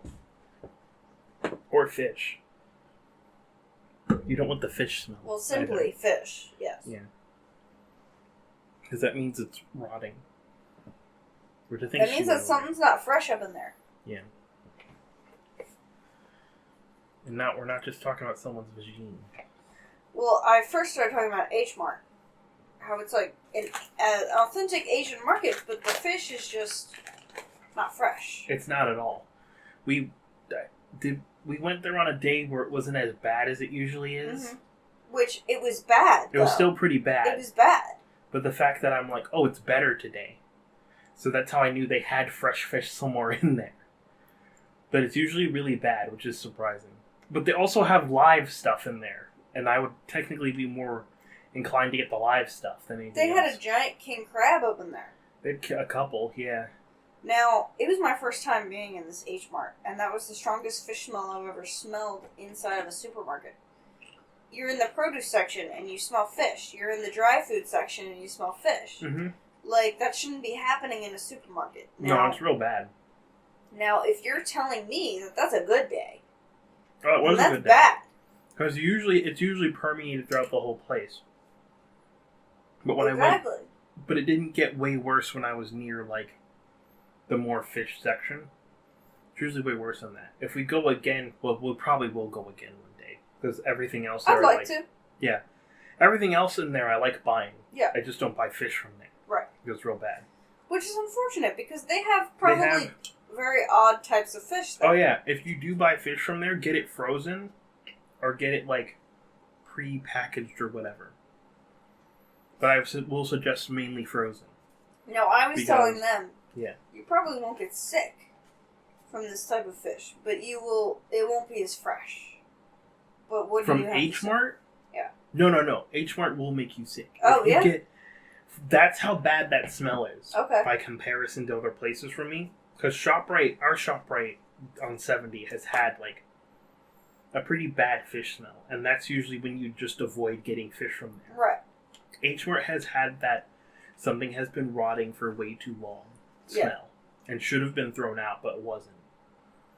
H Mart is like, I'm not getting anything there that's like whole fish sitting in that ice or whatever that you usually see at a place that sells fish. I'm getting their pre-frozen, pre-packaged stuff in terms of fish. And that's where you'd find the good fish. Now, I've even gotten, like, which is disappointing, because I feel like a lot of Asian people shop there, and they expect to find authentic Asian cuisine, which is a lot of the times seafood. I don't know. I don't know how far some of this fish is traveling. But That's also, like, I know for a fact that Philly has a fish market somewhere. If you really want, like, really good fish, find that fish market. Mm-hmm. That's all I got for that. All I gotta say is, if your fish market is permeating the fucking entire fucking store, don't buy fish there. Oh, yeah. If your fish market smells like ocean and or nothing, you're good. Buy You're fish. good to go. Because, like, I've been to fish markets where it's like, I smell fish, but it's not, like, disgusting. It's, like, bearable. Like, obviously I'm at a fish market. And then I've been to fish markets where it's like, fuck, this smells rotten. Like, this smells bad. Like, I'm about to keel over. Yeah. Like, my dad and I went to ShopRite one time, and we were going to buy some shrimp there. And we went to the fish section, and we were like, oh my god, it smells so awful here. And we decided against buying any type of shrimp there. Get the pre-frozen. Yeah. That's what you should do. Because they wouldn't have touched that in any way, shape, or form. That would have been, like, frozen at a factory or some shit or what have you. Well, even if I go to... So, like, I go to Sprouts, right? Yeah. And, their fish it smells like nothing. Literally, their fish market smells like nothing. Mm-hmm. But their fish doesn't look fresh. I don't know why, it just doesn't look like the freshest it could look. I'm sure it's fine. And I buy it sometimes, like their fresh fish. I buy it sometimes. But it doesn't look as amazing as Whole Foods fish looks, right? So, most of the time I'll get their frozen fish in the frozen section. And that's just how I play it. But, honestly, it's probably safer to buy Sprouts fish than it is to buy H Mart fish. Oh, hell yeah. 1,000% agree with that. Again, H Mart fish, I get the frozen stuff. It was frozen in a factory somewhere. Like, this was fresh when it was frozen. Like, there's no chance of it being bad. The closest thing I got to anything being fresh from them was when I got, like, the salmon, like, spine things. I don't know what to call those. It's not a fillet, but it's like the chunk of salmon that's, like, part of its spine, and then, like, the two bits on the side or whatever. Okay. I've gotten that from H Mart, and that was questionable. Right. Even though that was, like, probably the closest to fresh and been packaged that they would get. And that's when I was, like, hard pass on anything else. It's gonna have to be just straight frozen stuff from them. But they have gotten, like, frozen squid and frozen octopus and, like, the frozen yellow croaker and things like that from them, and that's been great. That's been fun. See, and you're the type of guy that I feel like will take risks with food. Like, you'll be like, this has been in the fridge for a little too long, but it smells okay, so I'm gonna eat it. But, like, if you're telling me, like, do not buy fish there, I'm gonna fucking listen. That's fair. Because I went into that supermarket thinking, this smells really bad. Frozen is fine. Because frozen... Yeah, I have no problem with buying frozen fish. But I went into that market being like, this is fucking bad. This smells bad. I'm in the produce section and I smell horrid fish. Why is that? That's not a good thing. Granted, there is a direct line from the produce section to Of course. the fish section. Is there not a direct line from every produce section to the fish section? Not directly. Not as directly as that H Mart, but that is too far away to still be smelling fish. To walk through the door and walk through a wall of fish stank. Yeah. That shouldn't be happening. You can get the sushi from them. I don't know where they get the fish for the sushi, but the sushi's fine. Like the pre-made sushi or whatever. They make it there. And I'm wondering if the sushi section gets fresher fish than the fish section. Possibly. Because I know that sushi fish is a bit different than fish, where they have to prepare it a certain way in order for it to be palatable. Not really. Yeah. Because if you're selling raw fish, it has parasites in it. Certain fish that is caught a certain way. That's really it. Well, it also has parasites, so it has to be prepared a certain way to avoid those parasites. I mean, you should be getting fish that doesn't have parasites to begin with. That's what I'm saying. It's Yeah. like if you go to, let's say, Mikado versus sushi to go. I mean, sushi to go is actually quality, surprisingly. But they're getting their fish from a different spot than the fish market. Sorry. Let's just say Mikado versus ShopRite sushi. Yeah. Obviously, there's going to be a difference in quality. Well, like, they're getting their fish from different places. Right. Yeah. And they're preparing it in different types of ways.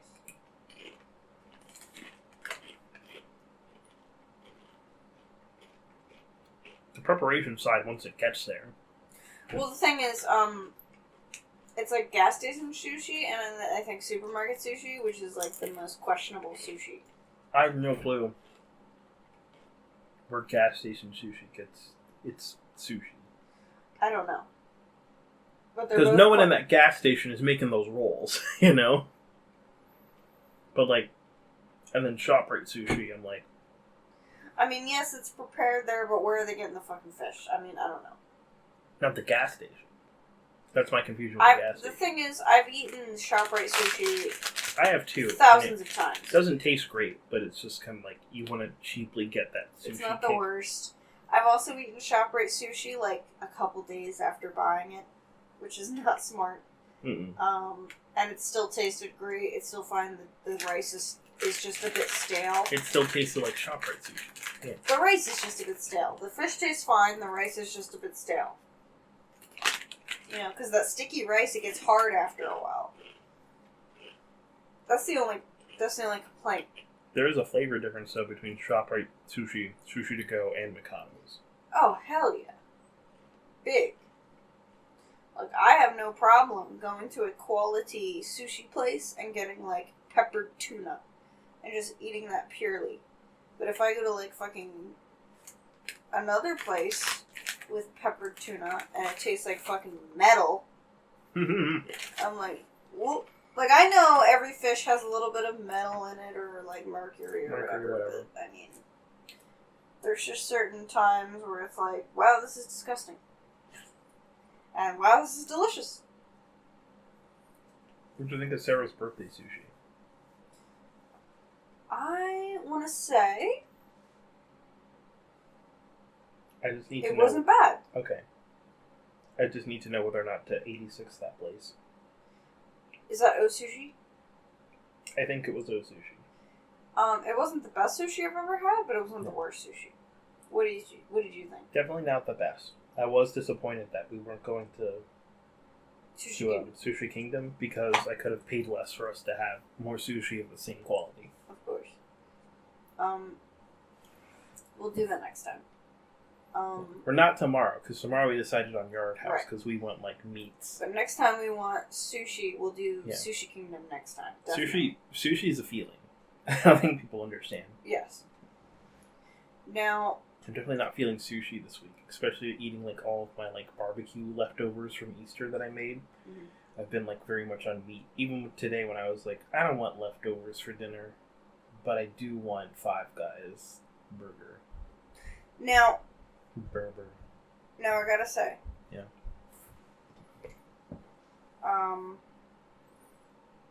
I love how I just opened this White Claw and didn't drink it. Yes, I'm also, like, loving how I was like, I gotta say, and then I don't remember. I gotta say that...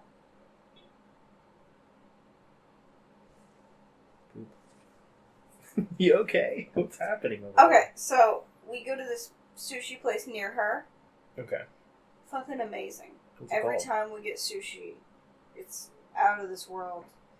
Fresh, flavorful. Is it Out of This World Sushi? Out of this fucking world. I got a roll when I was with her. It was just like 3 different kinds of fish and then avocado. It was fucking delicious. There was no like extra flavoring on it or anything. It was delicious. Very fresh. Delicious. And then we get the rolls with the flavorings on them. Out of this world. What's Like- it called? What's the place called? It's called like Ginkgo or Genko or something like Ginkgo? that. Is it a chain? I don't know. I think it might be independent. It's fun. There's an all-you-can-eat sushi place. I didn't realize that was one that has like a lunch special that's all-you-can-eat sushi. That's near my one grandmother's house, like in Lumberton. And like when I was going to BCC, back when it was BCC, friends of mine were like, "We're gonna go here," and I'm like, "Oh, you don't even have to drop me off anywhere because I can just walk to my grandmother's because that's where I'd be going anyway after school or whatever." And we went there and we were like, "Wow, this is disgusting." What is it called? I forget what it was called, but it's in Lumberton. You could probably look it up, maybe. Lumberton Sushi Place? Sushi, like, search, like, let me just do Why was it disgusting? It was disgusting. It wasn't good. It tasted like it had been, like, out all day, kind of thing. Awful. Um, Do you know this place on 70? It's gonna be on your left side, going past Lenape. So you know when you're on 70. I'm familiar with that road. Like, keep going in description. Because I'm not... Okay, so you go past Future Fitness, or it's now Kennedy Fitness, and it's on your right side. Okay. And then the next light is, you make a left, that would be Lenape. Go past that light. And then it's going to come up on your left eventually. It's now a hot dog place. But it used to be a sushi place. I forget what it was called. So if you don't know what I'm talking about. Anyway. Best sushi. So good. And they closed down. I don't know why. I don't know if that place is there anymore in Lumberton. I feel like if you have a sushi place and it's not that great, it's going to close down. Yeah.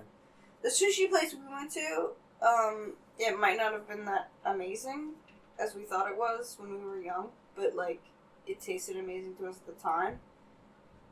But it might have closed down because it wasn't that amazing as we thought it was. It definitely wasn't, it didn't look amazing on the inside.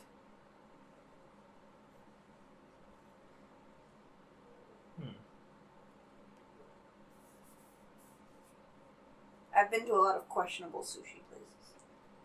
I've been to some I've eaten a lot of ones as well. questionable sushi. Technically, every sushi place is questionable until you actually go there. Because there are people that, like, have no clue. Which is why I like to look at the reviews before I go. But that's the thing. There are people that have no clue. That'll, like, be like, this was the greatest sushi I've ever had. And, like, they've only ever had gas That's true. station sushi, you know? Like, Well, that's why I look at, like, the reviews that are like, I eat sushi all the time, and this is, like, amazing. but still, though, they could just eat gas station sushi all the time. That's, like, why, like, that's why usually, like, if I find a place that's, like, especially in the East Coast, that's, like, Asian cuisine of any kind, I'm just, like, I have to try it. So you think, like, Sushi Kingdom is up there? I think Sushi Kingdom is up there, for any reason that, because it's just all you can eat kind of thing. Like, I think sushi... It's all you can eat, and it's not, like, bad. It's O-Sushi quality. They might not make some of the stuff that O-Sushi makes. O-Sushi makes, like, these kind of rice ball sushi things that are delicious that I didn't get, like, when I ordered from there. But, like, Sushi Kingdom makes, like, for the fact that, like, they're like, we'll just keep bringing it out to you as long as you keep eating it, kind of thing. Well, Sarah and I got sushi from this fucking place called Hibachi Express. I've gotten sushi from there, yeah. Would you ever think to get fresh sushi from there, no, but it's the From best. a hibachi place? Some of the best sushi I've ever had. Really? Yes. I'll They have to have try this dumpling thing. dumpling thing that you Well, put they in call it. quotes. Okay, so they call it a dumpling, Audience, but it's actually. She quoted that when she said dumpling thing. Dumpling thing was all in quotes. And I have no clue why. Okay, here's why. Because picture a dumpling. Alright, now picture this. It's actually a round ball of spicy tuna. Yeah. Raw spicy tuna. With avocado surrounding it. Like a fence. Oh, Sushi makes that. Yeah. Oh, Sushi makes something like that. They call it a dumpling. Except they'll cover the whole ball thing with sushi. It's all sushi, yes. Or so they'll cover the whole ball thing with avocado as well. Yeah. Yeah. I mean, it's. But they don't call it a dumpling. They call it like a ball or Okay. some kind. Yeah. They call it a dumpling. Hibachi Express calls it a dumpling. Best thing I've ever fucking put in my fucking mouth ever. I feel like we could order that and like have that as like an appetizer. Oh, before hell going to Yard House. We could have it at a fucking dinner. We could eat that as a dinner. No, But I we mean used like to get sushi on top of that. I'm talking about us as people. Like we could probably just order the one from O Sushi to see if it like matches, and then still go to Yard House and eat a shit ton of Yard House. Oh, food. hell yeah. But also, I think Sushi to Go has some good quality sushi.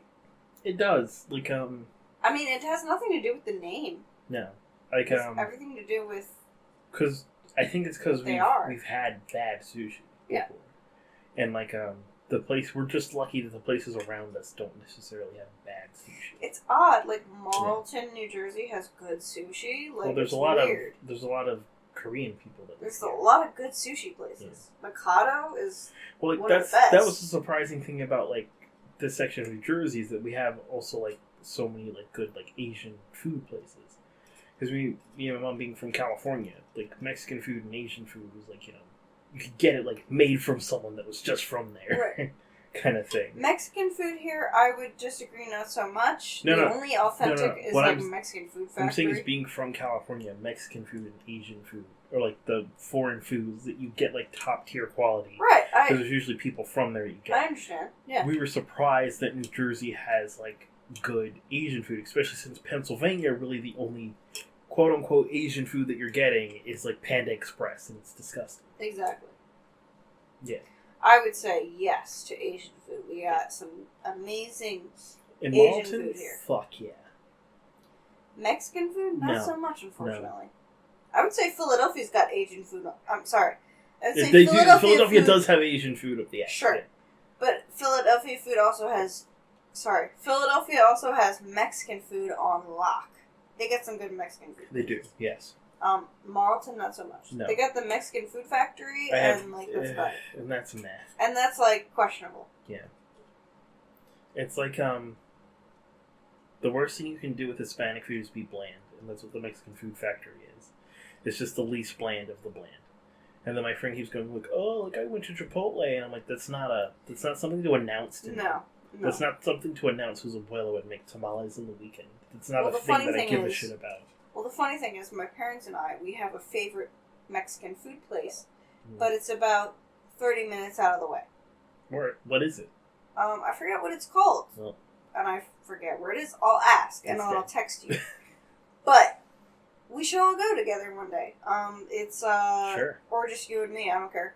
Do you want to have dinner with you, me, and your parents? Sure, whatever. Okay. I don't give a shit. Whatever we decide. But it's probably one of the best Mexican places I've eaten at. And it's just this small, it's not a franchise or anything. It's this small little independent place. And, like, I want to say Glassboro or something like that. Like 30 minutes out of the way, 40 minutes out of the way. Where we don't go often because it's that far. Is Glassboro that far? I speed everywhere I go, so I'm unsure. Glassboro is at least 30 minutes. Okay. But it's at least 30, 40 minutes Because out of the way. I'm someone that goes, yeah, I'm like 30 minutes from Atlantic City. It's because I don't follow the speed limit. I'll tell you right now, if you're following the speed limit, yes, 30 minutes out of the way. But it's an independent Mexican food place where they make, like, it's very small Okay. inside. And Okay. they, like, I think they make their tortillas. And That sounds like a place I would enjoy. yeah, it's really Because delicious.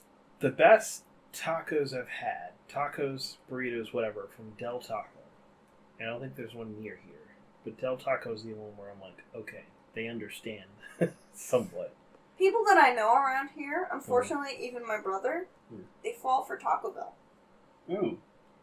Like, my brother eats tacos every day in fucking Mexico. And he would still come back here and say, I'm going to Taco Bell. I'm going to Taco Bell. Disgusting. Because that's the only option we have around here.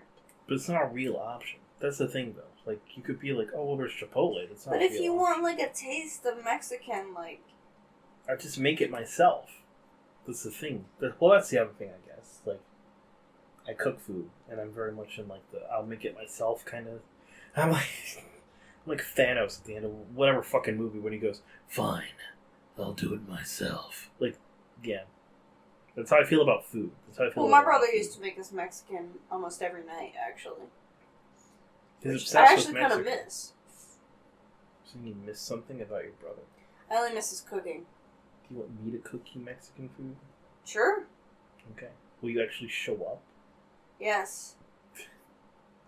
Every time you make shit, you're like, Yeah, every come time here. I And make then shit, I'm like, I can't. come And then here. you're like, well, come here anyway. And I'm like, Yeah. I already told you I can't. And then you're like, No, well, I have no, no, leftovers. no. And I'm like, well, I can't. Don't even, because I rescheduled to barbecue the Tuesday before Easter. I know, but I was like, I changed my dinner plans and rescheduled what I was doing.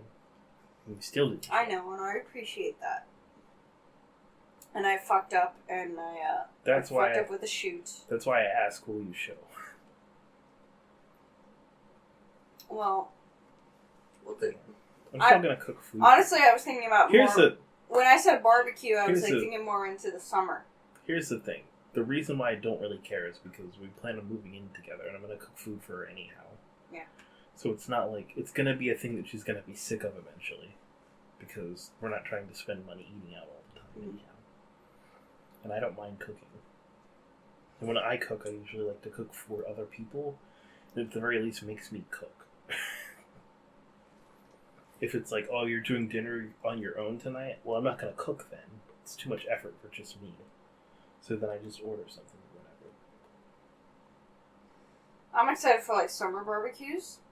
Which we'll do a lot of. Mhm. Because I'm on that kick now. It's addicting. We should do a lot of There'll be a lot of trips to Home Depot. to pick stuff up. We should go to the Flying W. A Yeah, lot more. and swim more. I think so. Just for the fuck of it. Bring our own food. Fuck it. Mm. They say no coolers. We can literally hide a cooler. Yeah. In a bag. Mm-hmm. And just be like, it's towels. Good. Fuck them. We could take. I bought a camping backpack. I could literally like line that with something, put ice in it, and you could just put beers and shit in there. Exactly. Who gives a Beers, sandwiches, chips. fuck? Mm-hmm. Fuck. Yeah. They're literally... Well, actually, I've never taken you to Robert's Pool. I don't know what that is. Robert's Pool is in, Is Robert a person? Is Robert what you named your left titty? Robert's, Was that your left titty? That was your right one, wasn't it? There you go. Robert's Pool... Let me look it up. Audience, by I'm the about by, to die here, so... I'm halfway through this White Claw. If I do want to drink more, it will be a blue moon. But, I'm pretty far gone. So I apologize. Collingswood. Collingswood? It's in Collingswood, is what you're saying. It's in Collingswood. So Robert's Pool is in Collingswood. It's $20 to get in. Okay. But you Do can they bring suck your you own off? food, Okay. bring your own alcohol, Okay. and that's it. You're good for the day. The whole entire day. I mean, like... And it has 2 diving boards, a giant pool. It said Robert's Pool. Mm-hmm. Look it up. I've been there a couple times. Oh, Sarah's calling me. You two I really think we know just- how to kill a podcast boner so well. What do you mean you too? What did I do? This is what you do. What? Every time. Kill the podcast boner. With What? your non-boner. Okay, first of all, you could probably cut that because we've been on this podcast for fucking 4 hours. I should have paused the recording. That would have been much easier to do. How did we You're right over there? How do we make the Orgasming? podcast boner go down? Let's stop. Because you start talking about stuff that isn't podcast things. Like what? Like real life stuff. Well, yeah, we're on a fucking phone call together. Pet me. Which I have done. That's good. We're on a fucking phone call. What do you expect? We're in a relationship. On my phone. Yeah. I can't even, Okay, what do you want me to Distract myself. apologize? for not charging your phone. You know what? It's my fault. I should have got a phone charger for your phone. You have a freaking Android. I do, but I should have just gotten a phone charger for your phone. Exactly. Because what does that cost me? Like nothing Exactly. in the grand scheme of things. Exactly. You're like, it'll cost me an It'll annoying cost me phone call. effectively nothing. And at the very least, I can have my It'll phone cost you not to have not pay have an attention. annoying phone call Hmm. between two women who are slightly insecure with themselves. Yeah, this is true and accurate. Are you very drunk or sort of drunk? Very. Ah. Do I have to drive you home in your car? No. And then board back? No. No. I can drive. You say that and then, drift off. Wake up. Wake up. I'm up. That wasn't my hand, that was a penis. Wasn't my penis, though, so I'm don't ask me. surprised. Surprised. Hey, no fingers in the mouth. Wake up. There's no fingers in the mouth. I'm just I yawning. I promise nothing. Wake up. Also, get out of my fancy chair. Just Let me also get my plants Yeah, off the let me floor, because in all move honesty, the plants. it's my fault. So, the Arrow Garden stuff has little pod plant kits that I've just kind of had on the floor this whole time. So Emily stepping on them is not her fault, but her stepping on this glass thing would be, because pay Because attention. it would go right through my foot. Because she put it there on the floor. No. You're supposed to be on the chair. There.